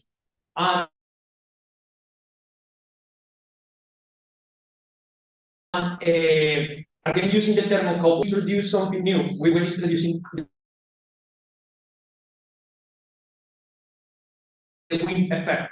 With the wind effect, we were using a speed of wind from 1.3 meters of second, and we start to test every material in the laboratory. So the laboratory setup, as you can see in the beginning, is pellets. But what's really important every time to follow the instruction of the Californian standard. They always were working with 1 kilogram, not 200 grams, not 500 grams. We were using 1 kilogram. Usually we were burning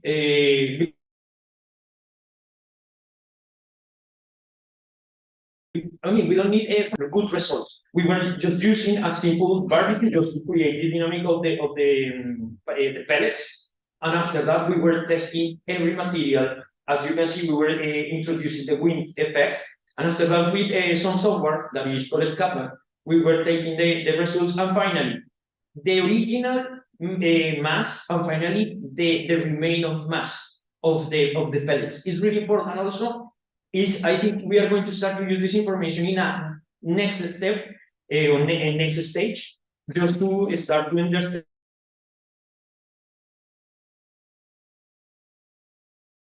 that we are discovering during our experimental campaign. Okay, so we start with the rod wool, because the rod wool is the most common material in the industry. One of the good things is that rod wool is a really good material to protect houses, but have a problem. It's a little bit toxic during a fire. So we want to use sustainable materials, and we are going to talk later which is the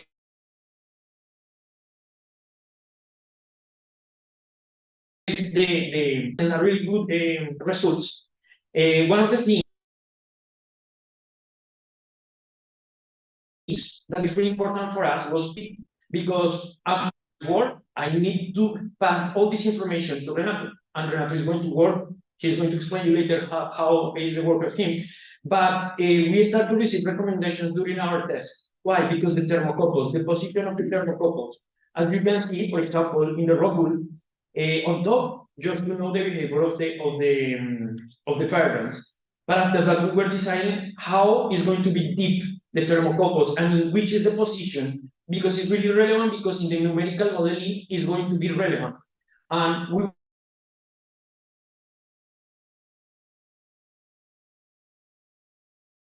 we were discussing, we were talking with different professors. I do use 9 thermocouples on top, in the middle, introducing at least some centimeters that we define, and below. And we can see the transition of the flux. And we start to get the results. So here you have the result of the rod wool in the graph.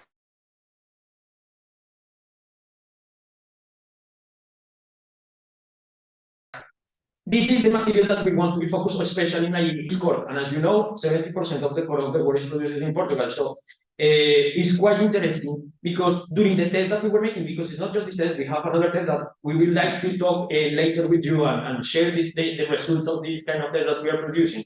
But from now, talking just with firebrands, we were discovering something really good with the behavior of the core. As you said, we were defining just top and below, because in middle is quite difficult to introduce some kind of thermocouples, and the position of the relevant, as I told you, to share the information in the next step with the numerical modeling. But we were discovering in some point the core was reading this kind of was recording some temperature like a 500 degrees in some point.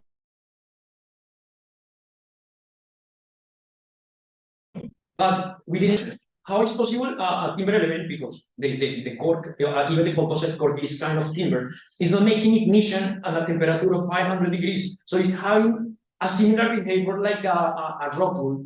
So, but it's not toxic. So could be a sustainable possibility to replace the rock wool.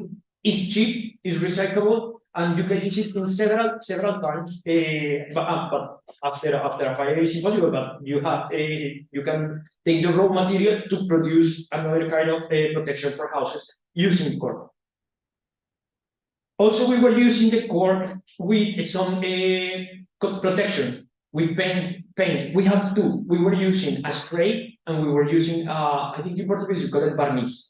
So we were protecting with a layer of the top surface of the cork, and we were replicated the results. The results sometimes improve a little bit. Another relevant to know, we can make a cheaper solution. We just need the cork, we just need the varnish, just to start to create these questions, and after that to take the results. Also in the market, we were discovering this kind of membrane.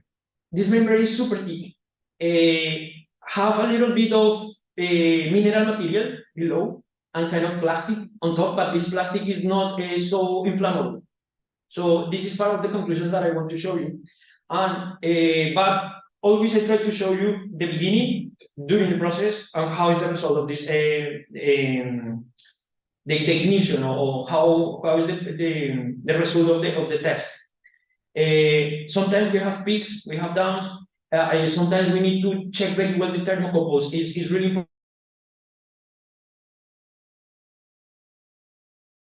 important because that is the reason we use 3D during the recording. We need to take care about the thermocouples, because if one of them, or you are just using one, you are going to record the real data. So try to understand also this kind of difficulties during the test is relevant. This is one of the when we were discussing with the producers, they was telling like I was kind of thermal resistant, but the thermal resistant is practically zero. As you can see, the time of the duration time of the test was 4 minutes, and after 4 minutes was completely destroyed. Even was kind of the behavior of this material was explode and creating kind of firebrands around, and was really dangerous in some point. So we took this material, we show it, but definitely disqualified from the use that we want to use in the future stages.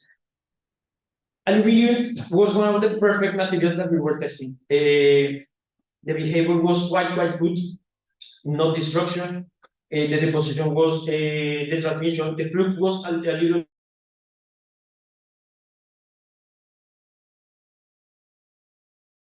bit high, but we didn't see any destruction highlight during the test. In the beginning, we were using some timber below under the material, and what happened? The flux is different.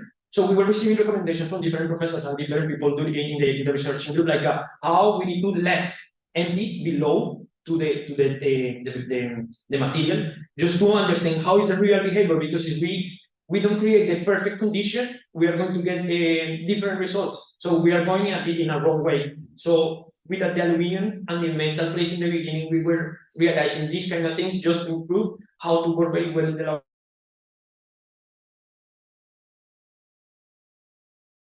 laboratory.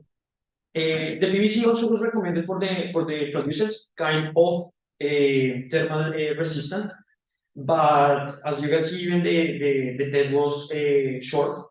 Sometimes was 6 minutes and another was 10. What was the difference? We were making different layers. So we were making with one layer 2 millimeters thickness, and after that we create 3 layers with 6 millimeter thickness. But the behavior didn't change too much. I mean, the deposition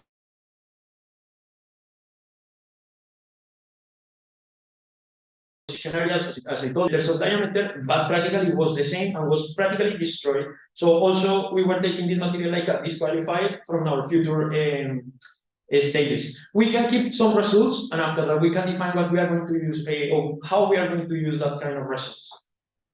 Timber, as the regular material that we are using in Portugal and in general in Europe, also was presenting some kind of good material. And as you know, the Euro code in chapter 5 have really good knowledge about the timber. So more or less we were seeing the similar behavior, but it's really important for us also to see how is the the firebrands working in the material. Again, with timber, we were using as core some coating protection. So we were using again the spray and the varnish that we were painting on the with different with several layers for the timber, and we were discovering also good results in the material. Finally, sometimes we decide to leave the test a little bit longer, sometimes a little bit shorter, just to know. But usually the time that we are working for the firebrand is 3,600 seconds. Okay, because this more or less the time, the relevant time for a fire that we were working to create the currents. And this is the trade material that I told you in the beginning of the presentation. This is the famous CLT that even in different countries in Europe they are using for structural elements. So we were testing the material. The material have a really good behavior. We were making several tests. Sometimes was different the different behaviors of the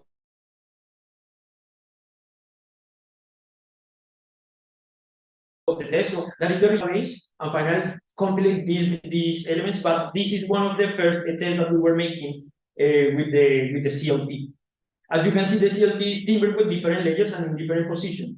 You can find many information about CLT in the Eurocode 5.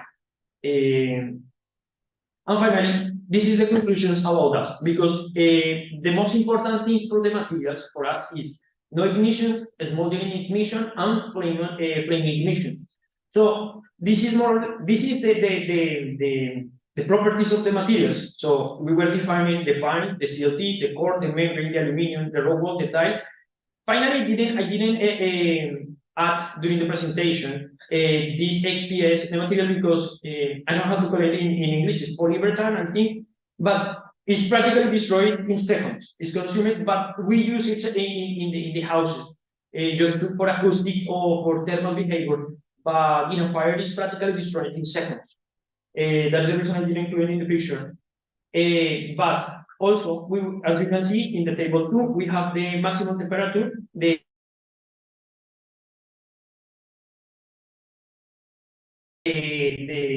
last table can show us the results of this experimental campaign, because we want to work in parallel with the code of the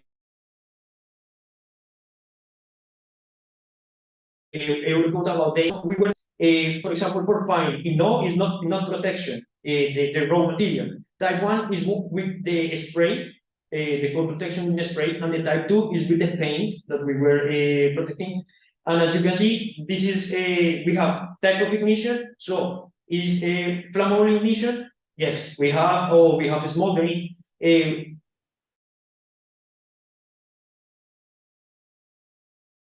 Smoke production also, if we have results in smoke production. This is really important also, because also these kind of elements can increase the risk of fire. CLT, also here we have the results with the core that is not going to the next stage of this our experimental campaign, just to start to work and make the comparison with the standard materials of houses with this sustainable material.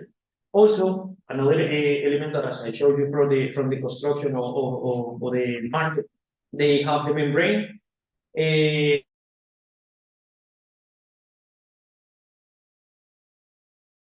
We have the probably the names are quite expensive. The PVC also we have, for example, the PVC was good in the point like it's not producing smoke. So in a fire, they reduce the risk of disease, because I think many people in the public can understand that the smoke is really relevant in a fire. And finally, the rock wool and the bitumen types. So just to make a short resume, this experimental campaign that we are using, and in the next presentation, Renato also can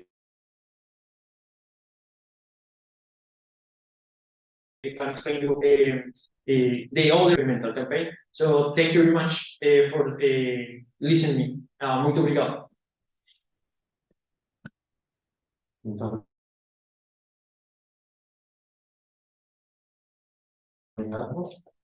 algumas dificuldades técnicas da transmissão, pedimos desculpa, efetivamente temos alheio, não temos controle sobre a qualidade, espero que dentro do possível tenham conseguido ouvir tudo, mas depois também Pedro já disponibilizou e nós colocaremos todos os dados das apresentações que aqui foram ministradas no site do projeto para efeitos de divulgação. Ok? Muito obrigado. Já agora, se me permite só uma pequena questão relativamente ao trabalho. Na medição que fizeram nos ensaios experimentais, utilizaram sempre termopares.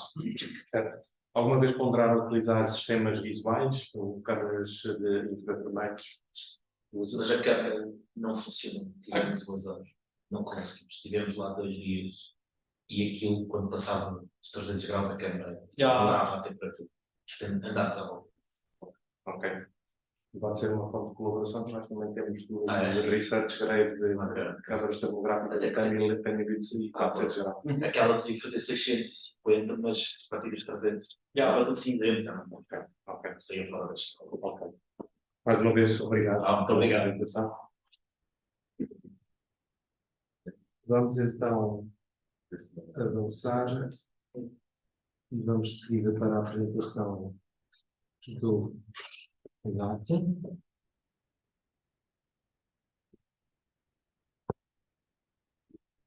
Está.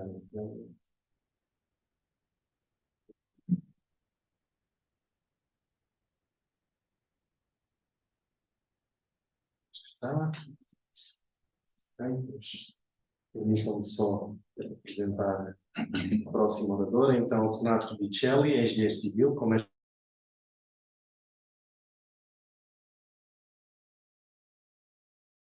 mestrado na Universidade Federal do Rio de Janeiro, no Brasil, e na Universidade fez investigação na modulação numérica de pesquisa por desafios submetidos a incêndio e desenvolve atualmente o seu doutoramento sobre o efeito de fogo florestal em elementos de construção através de modulação com métodos e elementos simples.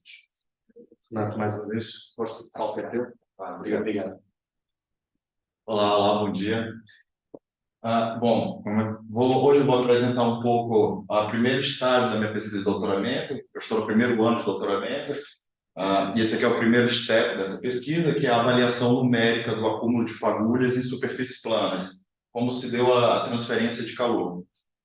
Pois bem, nessa apresentação eu vou abordar duas campanhas experimentais, que uma foi a que o Pedro realizou e uma foi uma outra campanha experimental realizada por Mila.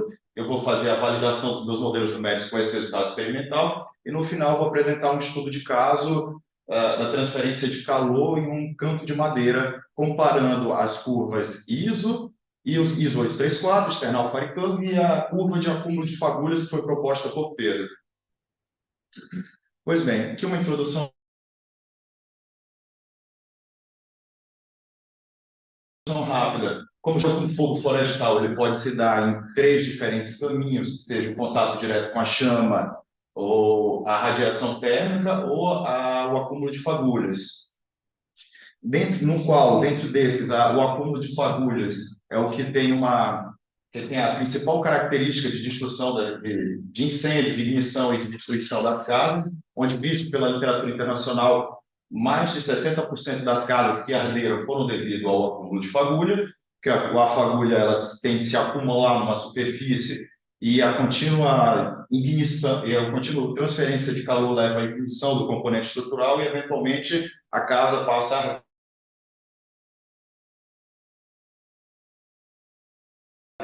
Pois bem, então o meu objetivo aqui nesta apresentação devido ao acúmulo de fagulhas, usando o Abacus, que é um software de elementos finitos, através da modelação de radiação e convecção. Pois bem, como o Pedro comentou, a primeira campanha experimental dele se deu através de um acúmulo de fagulhas em steel plates, por causa que nós já conhecemos as propriedades térmicas do aço para temperaturas elevadas. Então, foi aqui que nós partimos. Para mais informações já no anterior. Nesse modelo numérico, nessa campanha experimental, para o meu modelo numérico, eu vou utilizar apenas 1/8 da campanha experimental, que é essa parte em triângulo aqui definida, respeitando a superfície adiabática, porque como eu estou fazendo uma redução, esses dois campos eles têm que ser adiabáticos, e aqui ao lado vai estar a representação de como será o modelo numérico. Pois bem, aqui mais à esquerda nós temos a malha de elementos finitos que foi utilizado, onde a região em que teve o acúmulo de fagulhas eu coloquei uma malha mais refinada, que era justamente para perceber esse resultado significativo. Uma malha menos elaborada teria uns resultados similares. Como nós estamos trabalhando com o ácido, foi utilizado o código 4 da parte 1.2, que é referente à ação fogo. Aqui no meio nós temos as propriedades térmicas para diferentes níveis de temperatura. A questão da densidade ela foi mantida constante nesse modelo por causa que as temperaturas não ultrapassaram na casa dos 700 graus. Então não havia necessidade de ter uma variação da densidade com a temperatura. Pois bem, como já foi apresentado, no fluxo de calor vai se dar através da curva de temperatura por tempo, que é inserir a temperatura das fire vents, e os demais coeficientes nós já temos. Então, assim que se dará a transmissão de calor no nosso modelo. Aqui no meio são as temperaturas medidas pelo Pedro nos termopares, que aqui eu só separei 4 tipos de madeira, ele fez ao todo 11. Aqui são, então, essas temperaturas, elas serão os inputs no nosso modelo. A questão do coeficiente de convecção, coeficiente de emissividade e o coeficiente de Stefan Bolt está definido aqui à direita, foi todo levado em consideração o Eurocódigo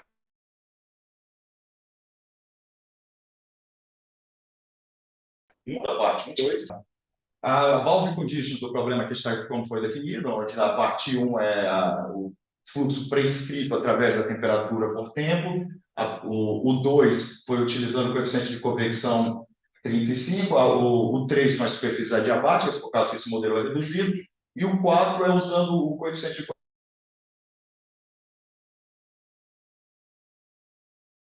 convecção 4, porque no Eurocódigo ele tem uma parte que ele fala que na história deve ser colocado o coeficiente de convecção 4. Então, a superfície 2, embora ela não tenha o acúmulo de firebrands, foi considerada uma superfície exposta ao calor. Aqui também não foi só utilizada a convecção, todas as outras demais, as outras partes fora do calor prescrito devido a firebrands, foi também usada radiação com o coeficiente de emissividade 1.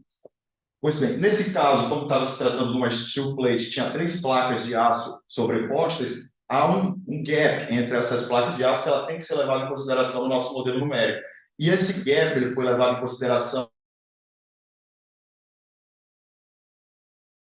através do surface-to-surface contact, que é uma funcionalidade que o Abacus emprega, na qual o fluxo se dá por radiação, que são essas equações. Nós precisamos definir o view vector, que é um coeficiente que é comumente conhecido para quem trabalha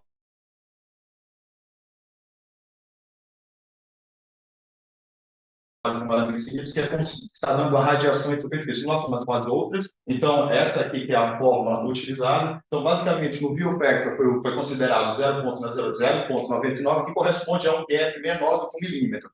Aí aqui está a modelação matemática, a referência de por onde você consegue achar essa formulação está aqui embaixo. Pois bem, aqui nós vamos ter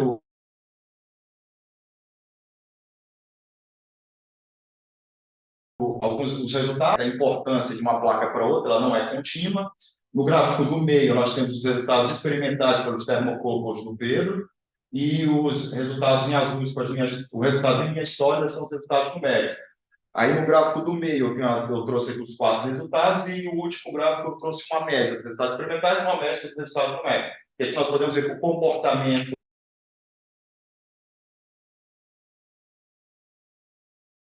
é similar, então podemos dizer que o modelo numérico está de transmissão de temperatura. Esses resultados eles também já foram publicados no paper na revista Apply Science. A referência está aqui embaixo, então, caso alguém queira ter mais informações de todo o procedimento.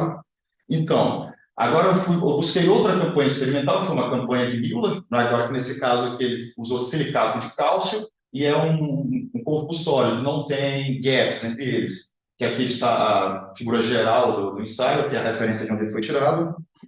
Na questão do modelo numérico, novamente, eu só vou fazer um modelo reduzido, usando apenas um quarto, respeitando as superfícies adiabáticas. Aí aqui está a área numerada, a área que foi simulada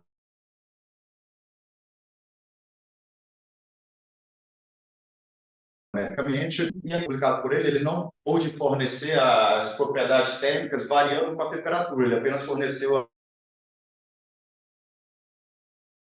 as propriedades térmicas, as temperaturas variam ao longo da temperatura. Então, foi buscado na referência, nós conseguimos achar 2 autores que proporam a variação de temperatura para a condutibilidade térmica, para o calor específico e para a densidade. Esses são os valores do rácio entre como a propriedade vai mudando. No caso desse último autor aqui mais à direita, ele não tinha fornecido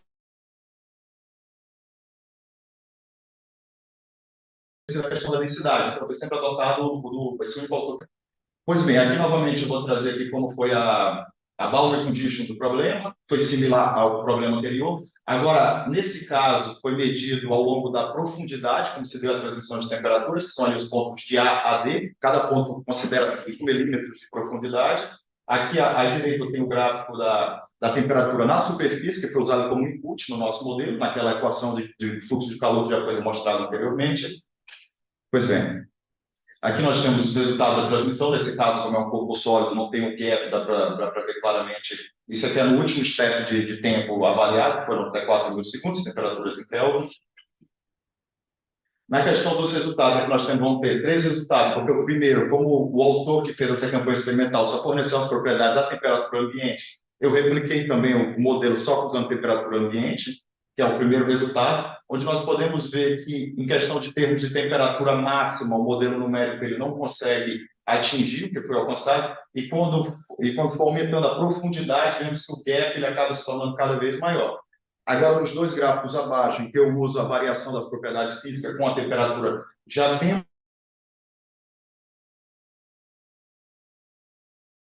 alguma melhora, princípio de profundidade, já se vê que ela já está com um comportamento melhor, principalmente aqui usando as propriedades térmicas do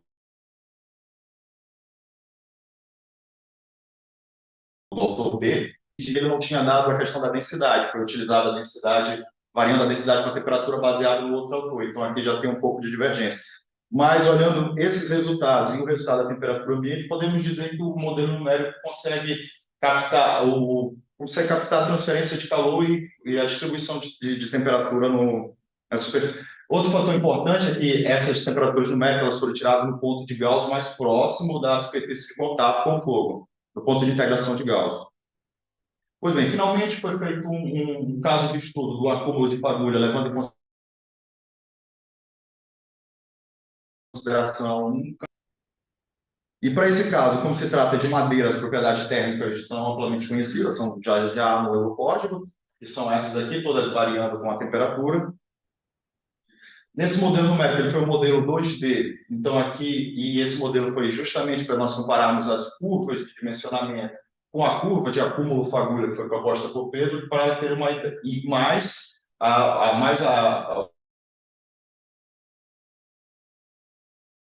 os resultados experimentais que nós tivemos das fagulhas. Então, como foi definido? Essa aqui é a região em que foi o acúmulo de fagulha, essas outras duas regiões são com convecção a 35, o coeficiente de convecção sendo considerado 35, porque foi considerado áreas expostas ao fogo. As outras duas aqui são convecção à temperatura ambiente, e aqui aos cantos são as superfícies adiabáticas.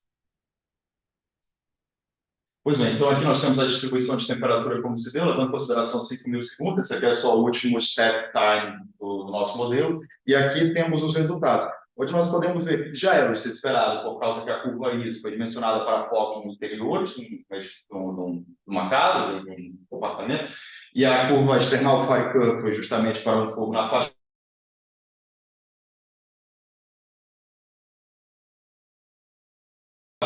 Nós conseguimos ver que essas duas curvas são as curvas de acúmulo de fagulhas, como ela já foi dimensionada, tendo em consideração nossos resultados experimentais, nós conseguimos ver que ela já dá um valor mais próximo dos valores das madeiras ensaiadas, que são essas demais aqui. Ou seja, isso aqui nos mostra que há um espaço para possível utilização para nova curva que foque justamente no acúmulo de fagulhas. E claro, isso é uma limitação, porque esse estudo ele foi levando em consideração apenas a ação indireta dos focos florestais, que são as fire grants. Isso aqui não leva em consideração uma ação direta do fogo, que aí já vai precisar ser entrado um estudo de dinâmica dos fluidos, usando o FDS, como nossos colegas já estão abordando. Pois bem. Então, basicamente, isso aqui, alguns comentários finais estão nesse trabalho. Foi proposto um modelo de transmissão do fluxo através de convecção e radiação devido ao acúmulo de fagulhas em superfícies planas. Foi validado com dados experimentais e também foi apresentado aqui uma comparação das curvas de dimensionamento com a nossa curva de acúmulo de fagulhas. E, bom, esse estudo, como eu já acabei dizendo, ele é limitado exclusivamente para a ação indireta dos focos florestais, que é a fire grant. E esse estudo também mostrou que há um possível potencial para a utilização térmica de uma estrutura quando ela está exposta aos focos florestais, que ela não precisa necessariamente ser dimensionada de acordo com a ISO ou com a external fire curve. Há um espaço para outro tipo de dimensionamento, tentando buscar um enquadramento melhor de uma forma mais econômica. Bom, isso é apenas o primeiro passo da minha pesquisa de doutoramento, como eu abordei anteriormente, estou no primeiro ano, e agora os próximos passos será utilizar os outros ensaios que o Pedro acabou de fazer com mais materiais de construção para chegarmos a um nível ótimo de espessura em termos de a estrutura não entrar em emissão e a termos da temperatura no interior ser uma temperatura aceitável à vida. Ela não pode atingir um limite alto, se não me engano, por volta dos 70, 40, 60 graus, não tenho certeza, mas essa é a ideia, que seria mais abordado no futuro. Bom, obrigado. Foi como já foi abordado, essa pesquisa foi financiada pelo FCT através desse projeto e obrigado pela atenção. Muito obrigado. Vamos só, mais uma vez, verificar se existe alguma questão de algum elemento do público. Mais uma vez, caso tenha sucedido, certamente existirá algum problema momentâneo, espero eu, com a ligação aqui no Departamento de Engenharia Civil, mas espero que tenha sido, entretanto, resolvida. Relativamente ao trabalho, mais uma vez,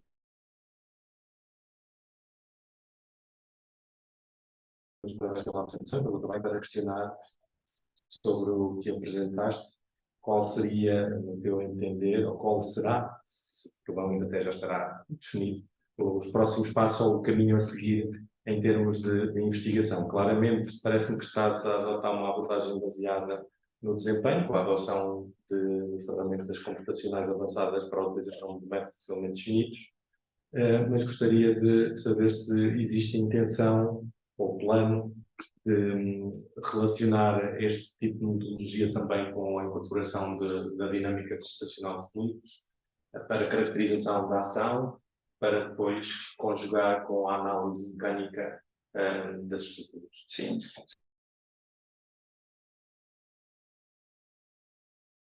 De fato, há esse interesse, e ele é o que está trabalhando com a FDS atualmente. E um próximo passo também dessa pesquisa seria incorporar os resultados do FDS de modo que eu consiga usar eles como input no Abax, para justamente fazer verificação não só abordando os focos vegetais, mas a ação direta, que seria o contato direto com as chamas e a radiação, e também não só fazer uma análise térmica, mas sim fazer uma análise acoplada mecânica e térmica com esses valores. Essa seria uma abordagem futura, mas assim um pouco mais depois, que a próxima etapa seria continuando nessa abordagem numérica, mas só levando em consideração os materiais de construção ensaiados por Pedro e em questão da espessura ótima, digamos assim, para definir uma espessura ótima e depois entrando nessas próximas etapas, que seria com os outputs do FDS do nosso colega, para eu tentar colocar eles no Abacus. Esse seria um passo futuro. Eu não sei se existe alguma questão também aqui internamente, colocar. Eu tinha só mais um comentário muito breve, mesmo apenas uma pequena nota. Na apresentação referiste que utilizaste as propriedades do Eurocódigo 4, parte 1.2, para o aço. Mais correto dizes que usaste ali 3 parte 1.2. Aí sim é especificamente para o aço. Não que não sejam novamente reproduzidas. Talvez só tenha 4 notícias. Elas são novamente reproduzidas no Eurocódigo 4, mas o Eurocódigo 4 é especificamente para as estruturas mistas de aço. Então, tendo em conta que estamos a utilizar elementos só de aço, faz mais sentido fazer referência exclusivamente ao Eurocódigo 3, parte 1.2. Sim, perfeito. Mas mais uma vez, obrigado pela atenção.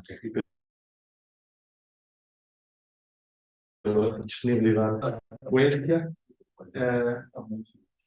Entretanto, eu vou tentar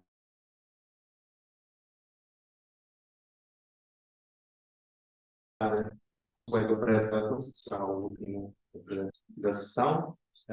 Eu vou mudar novamente para inglês. O Fred Douglas é vice-presidente do Engineering fora de American Wood Council.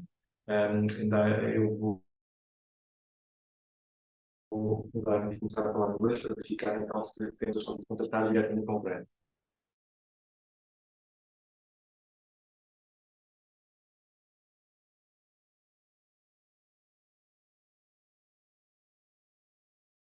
Is able to hear us or not?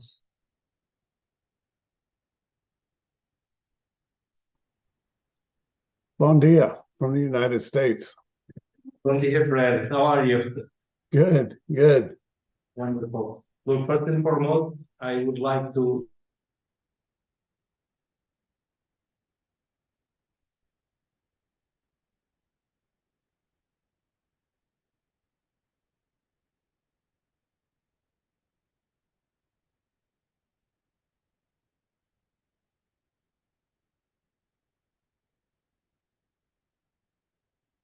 your screen. I hope everything works. It's a few minutes ago, it seems we had some small hiccups with the connection. Hopefully everything will go smoothly from now on. You are still able to hear us properly, right, Ray? I can hear you. Yes, yes. Good. Well, I pre-recorded this because I wasn't sure. okay, so if you allow me, I will briefly introduce you and show. Okay, good.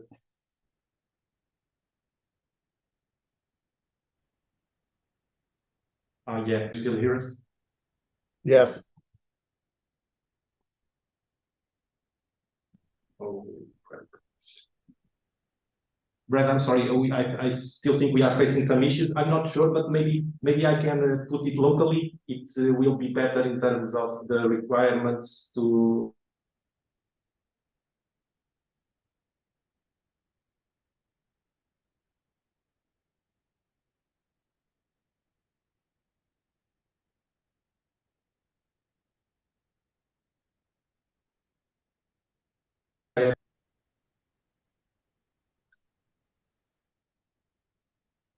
Does that work? Sorry, I don't know what's going on with the connection today. I will start from here, Brad, if you don't mind. Okay. That's fine. I will put it here. Let me just set up everything. I think it's better to reduce the stress in the connection. I don't know what's going on today, but it's not working as it should. Okay, let me just introduce you. So Brad Douglas is Vice President of Engineering for the American Wood Council, with more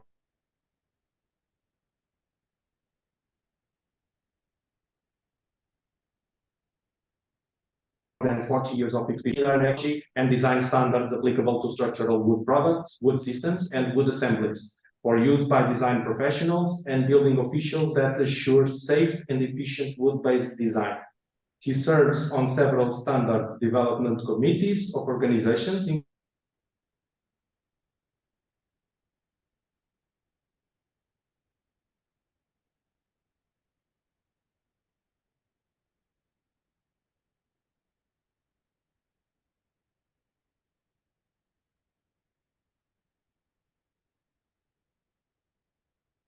including loans.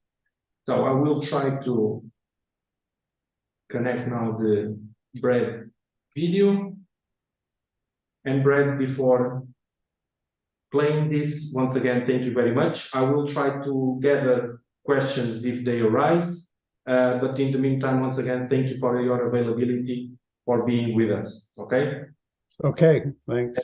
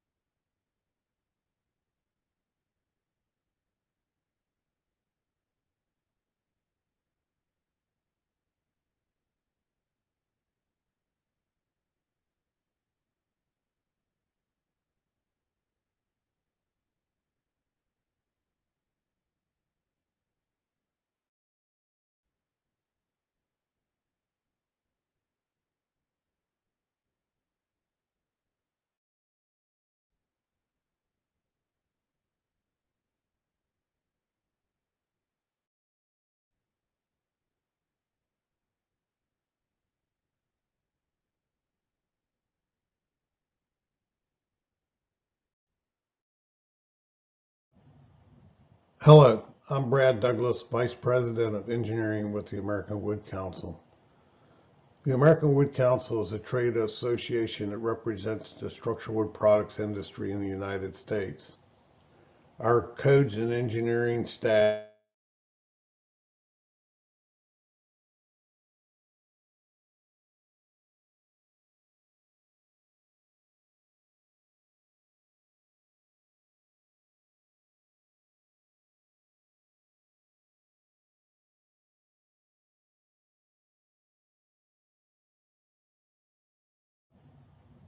Hello, I'm Brad Douglas, Vice President of Engineering with the American Wood Council. The American Wood Council is a trade association that represents the structural wood products industry in the United States. Our codes and engineering staff works to develop building codes and to maintain the wood design standards for the wood products industry. The wood design standards are used by design professionals and building officials to assure safe and efficient wood-based design.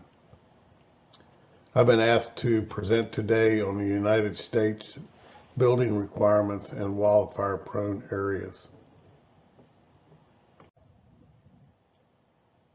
Wildland fires in the United States burn millions of hectares each year. Here's a graphic of wildland areas burned in the United States between 1980 and 2021. Note that this bar chart is in acres, not hectares, but it shows the increase in these fires over the last 40 years, especially in the last 20 years. These wildland fires seem to be increasing in both number and intensity. There are arguably several factors causing the increase, including severe drought conditions in the western United States over the last 20 years, increased fuel loads due to reduced timber harvesting and less use of controlled burns to reduce fuel loads, and increased pressure and exposure to ignition sources from residential construction in western states. Here are the 5 largest wildland area burned in wildfires in the United States since 1980, all of which occurred in the last 20 years. The number of wildland fires is greater in the eastern coastal states and the central states. However, the area burned due to wildland fires is much greater in the western states.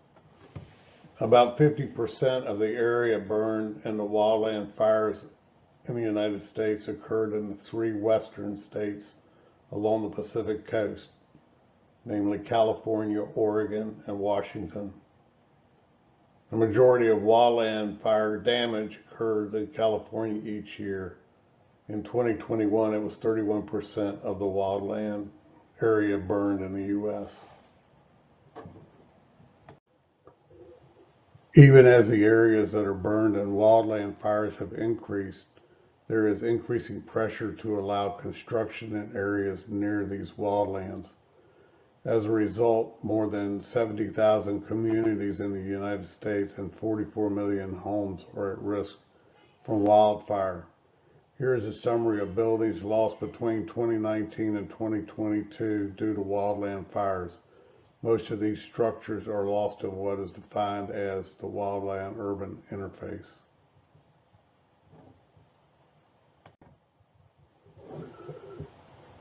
The simplest definition of the wildland-urban interface is where vegetative fuels and the built environment meet.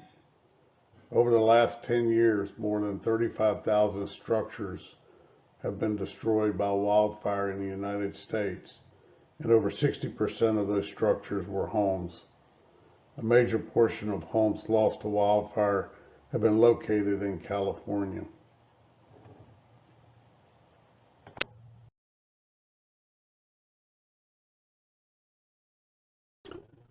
In the United States, there are 2 sets of building code provisions, wildland-urban interface.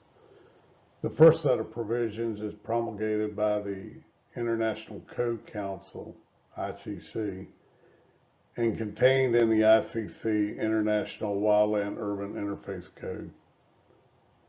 The International Wildland-Urban Interface Code is a model building code.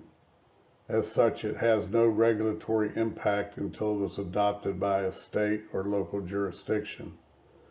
Unfortunately, it's rarely adopted in the U.S.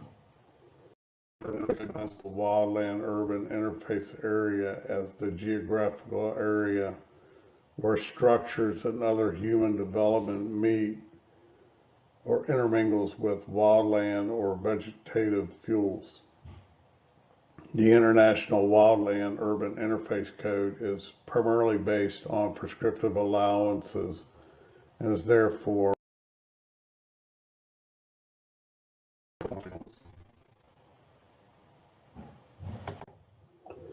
ICC's International Wildland-Urban Interface Code requires exterior walls to be built of one of the following 5 options. For resistance to embers, all of these options have been proven to work for class 1 and 2, but it has also been shown that these options are not needed in class 3 for ember resistance, provided that non-combustible or ignition-resistant surfaces are used in locations where embers could collect, such as at the base of walls or window wells. For resistance to direct flame impingement, however, only option 1 has been demonstrated to have satisfactory performance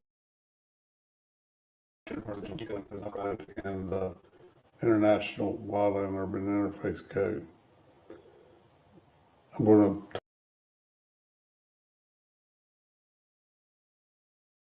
later in the presentation. The second set of building code provisions aimed at designing buildings in the wildland-urban interface is promulgated by the state of California and is contained within Chapter 7A of the California Building Code. The Chapter 7A provisions are enforced in the California state responsibility zones. And the California Building Code defines the wildland-urban interface fire area as a geographical area identified by the state as a fire hazard severity zone. Chapter 7A has a mix of prescriptive allowances and testing requirements. So it's a little better than the International Wildland-Urban of testing, but it still has mixed performance. For example, the California Building Code Chapter 7A provisions require exterior walls to be built with one of the following 6 options or the 2 exceptions. Again, for resistance to embers, all of these provisions have been shown to work, though likely more than necessary in many cases to avoid collection of embers and near combustibles. For resistance to direct flame impingement, only options 5 and 6, which are primarily the same test,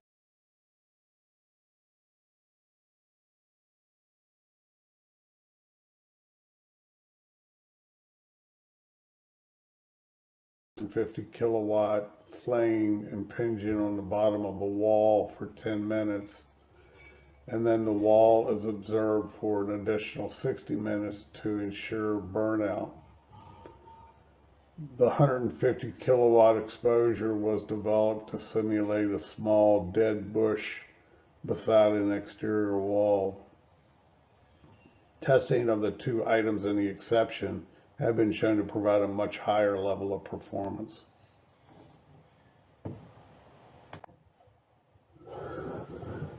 An additional consideration in ICC's International Wildland-Urban Interface Code and the California Building Code Chapter 7A provisions is the requirements for defensible space.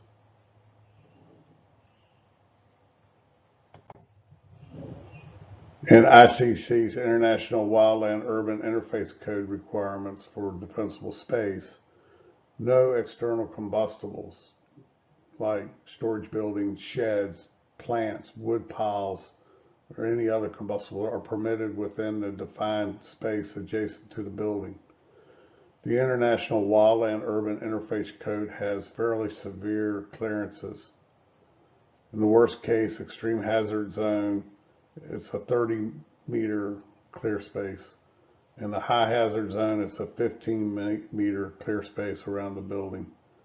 And in the moderate hazard zone, it's a 9-meter clearance. In the California Building Code, Chapter 7A, vegetation management requirements are defined in the California Fire Code. As a result, the California Fire Service is responsible for determining compliance and enforcement. The one covering the first 9 meters and the second, less restrictive, covering 9 to 30 meters.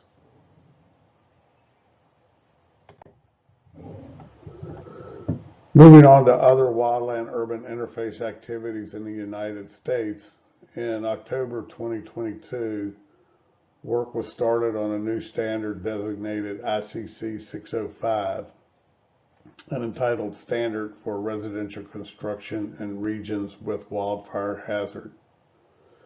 3 working groups were formed, one on administrative and application of provisions, 2 was site and area requirements including defensible space, and 3 building design requirements.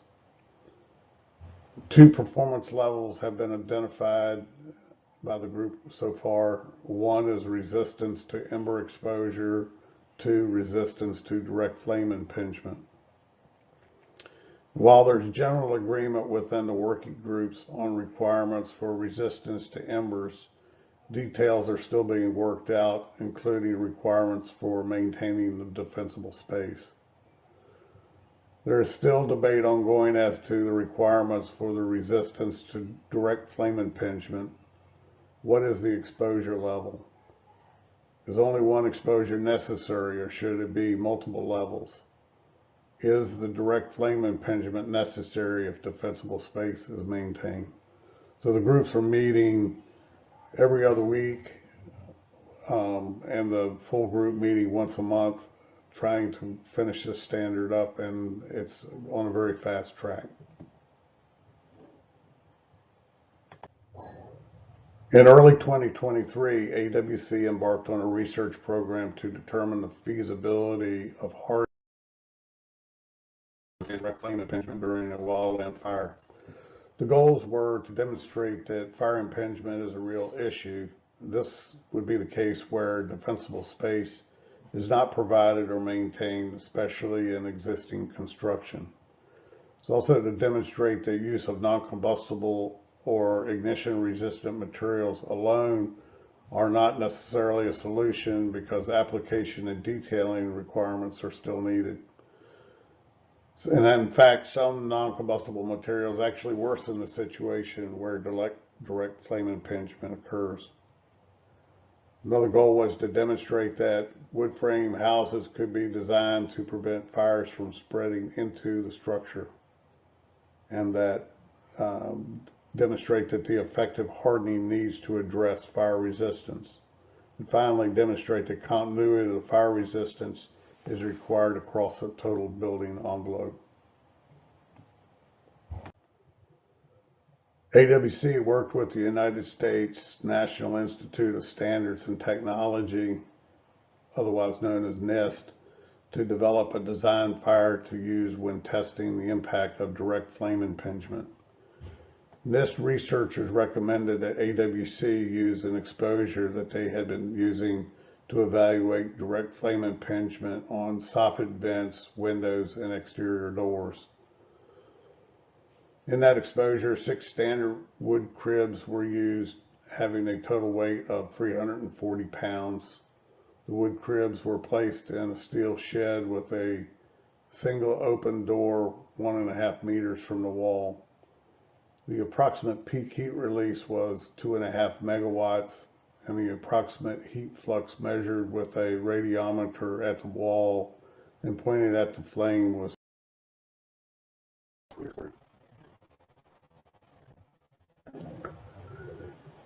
in AWC's first test. The fuel load, building size, location, and the general wall construction matched the NIST configuration to ensure we had the same exposure. The wall sheathed with OSB and covered with cement board siding. The eaves were unprotected. The fuel source peaked at about 2.5 megawatts. The eaves ignited early in the test. Fire entered the simulated attic between the gaps in the blocking and between the rafters at the top of the wall. When the roof framing and roof sheathing ignited on the underside, the heat release grew to over 3.5 megawatts. And then at about 17 minutes, the asphalt shingles ignited and the fire grew to over 7 megawatts.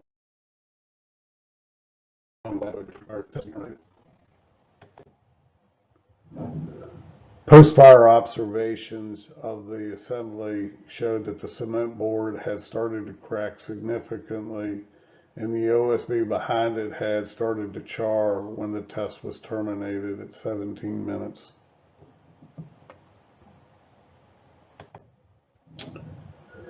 In AWC's second test, the fuel load and building size and location were the same to match in this test. The peak heat release was about 2.5 megawatts. The wall and eaves were hardened with one layer of 15 millimeter type X gypsum board. T111 plywood siding was then applied over the gypsum board and on the bottom soffit beneath the eave. The T111 plywood siding ignited early in the test. The gypsum board prevented ignition of the wood framing behind it, but at 15 minutes, the fire was able to bypass the gypsum board at the leading edge of the eave and spread into the attic. The test was terminated at 52 minutes when the flames were observed in the simulated attic.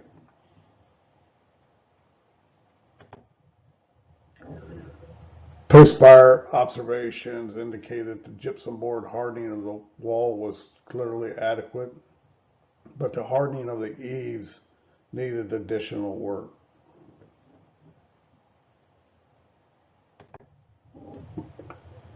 In AWC's third test, the fuel load, building size, and location were the same to match in this configuration, and the peak heat release again was about 2.5 megawatts. The wall was hardened with 25 millimeter thick mineral wool board over an OSB sheathing.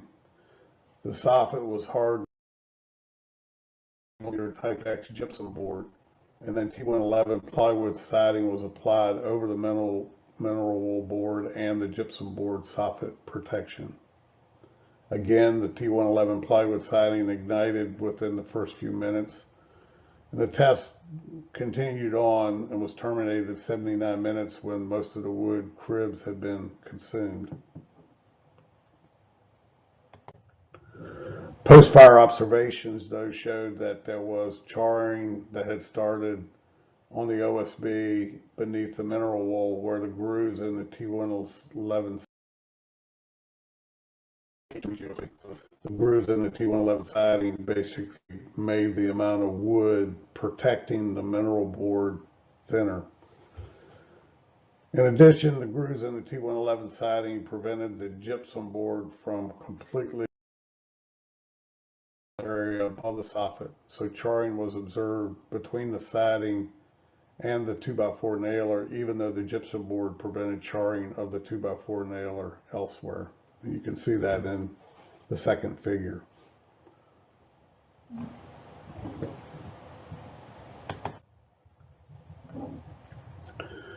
In AWC's fourth configuration, the heat release was about 2.5 megawatts.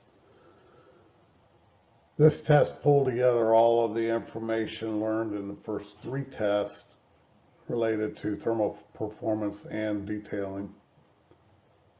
The wall was hardened with 15 millimeter type X gypsum board over. The soffit was hardened with 2 layers of 15 millimeter type X gypsum board. T111 plywood siding was applied over the wall and soffit gypsum board. The OSB sheathing was continuous on the top of the wall, which allowed it to act as the bracing elements for the wall and it also allowed the gypsum board and the T111 siding to be terminated at the soffit. Incandescent caulk was applied along the intersections of the wall soffit gypsum board and the soffit gypsum board and the soffit trim. The test was terminated at 90 minutes when the wood cribs were consumed. Our observations were no fire, charring, or elevated temperatures found anywhere behind the protection. So this was a very successful test.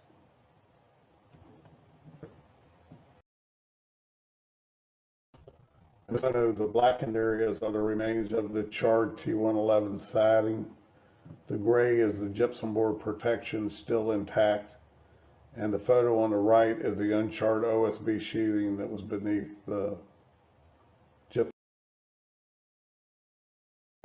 Still retains significant integrity, suggesting that 15 millimeter gypsum board is probably more than is required for this particular exposure.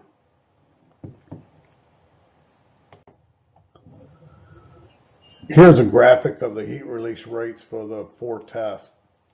Note that the first test, indicated with the purple line, resulted in the highest peak heat release, nearly double the other test when the OSB roof sheathing and asphalt root shingles ignited. This is a graphic of the heat flux readings from radiometers in test 1. HF1 indicates heat flux measurements from a position about 2 meters centered on the wall facing toward the exposure source. It was in a plume, so it received both radiant heating and convective heating. HF2 indicates the heat flux measurements from a position about 15 centimeters above ground level, centered on the wall facing toward the exposure source. It received only radiant heat flux.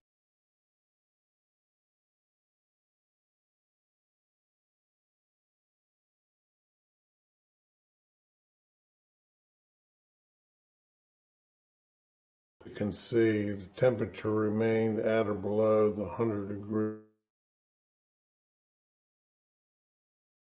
Celsius. Where gypsum board is calcining.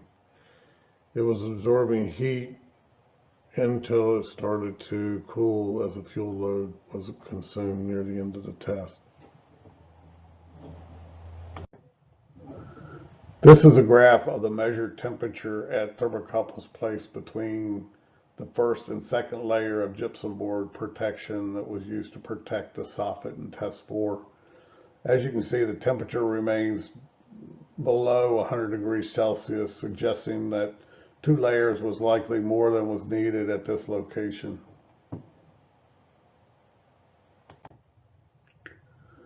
So the results of all of these AWC tests are being provided to the codes and standards groups that are working on developing building design provisions for use in the wildland-urban interface zones.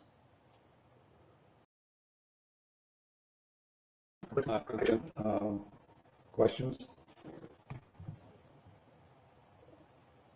Okay, so once again, I thank Brad for the availability to send us this presentation. It was really interesting. It really shows us how deep experimental research is still needed so that we can, in fine detail, characterize extensively the thermal attack to the built environment and how from it we can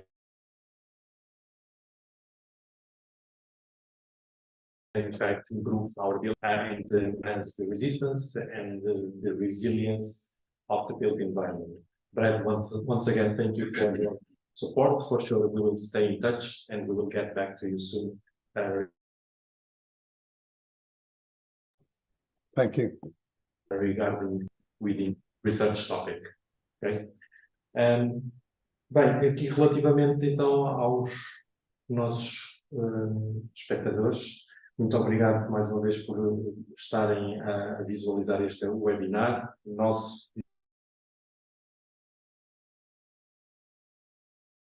E desculpe mais uma vez pelos possíveis. Se existirá algum problema com a ligação que nos é completamente alheio e que infelizmente não temos condições para solucionar. De qualquer forma, aproveito a oportunidade para informar que disponibilizaremos todos os conteúdos que foram apresentados durante o evento e tentaremos, dentro do possível, melhorar e editar a gravação e voltaremos a disponibilizar no nosso canal do YouTube para que posteriormente possam também visualizar, caso não entendam.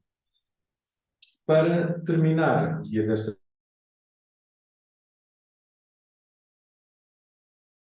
vez terminamos até dentro participantes que gostassem de colocar, entretanto, estejam à vontade. Eu aproveitava para agradecer ao Fred Douglas, ou à Mila, pela disponibilidade, mais uma vez, em colaborarem, mesmo fora de hora, porque a diferença horária ainda é significativa, e, como é óbvio, aos colegas do Instituto Superior Técnico que nos visitaram e vão continuar aqui a visitar-nos e que, mais uma vez, proporcionam uma interação adicional ao nível dos projetos de investigação que estão a decorrer, para que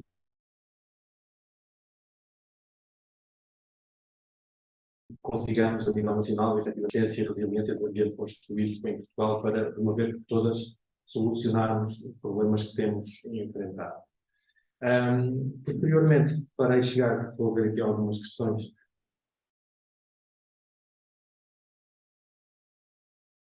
Faremos chegar alguns dias específicos serão emitidos para todos os participantes. E mais uma vez aproveitava a oportunidade de lembrar que futuramente, muito provavelmente nas duas últimas semanas de dezembro, segunda, terceira semana de dezembro, muito provavelmente, ainda não temos a data fechada,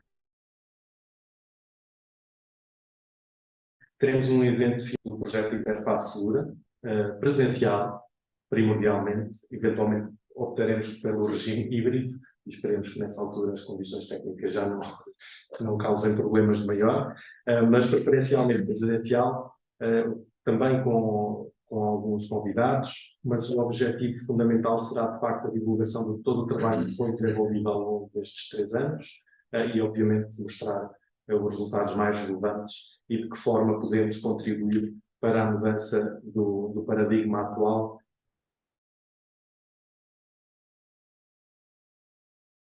contribuindo para as resiliências nas zonas de...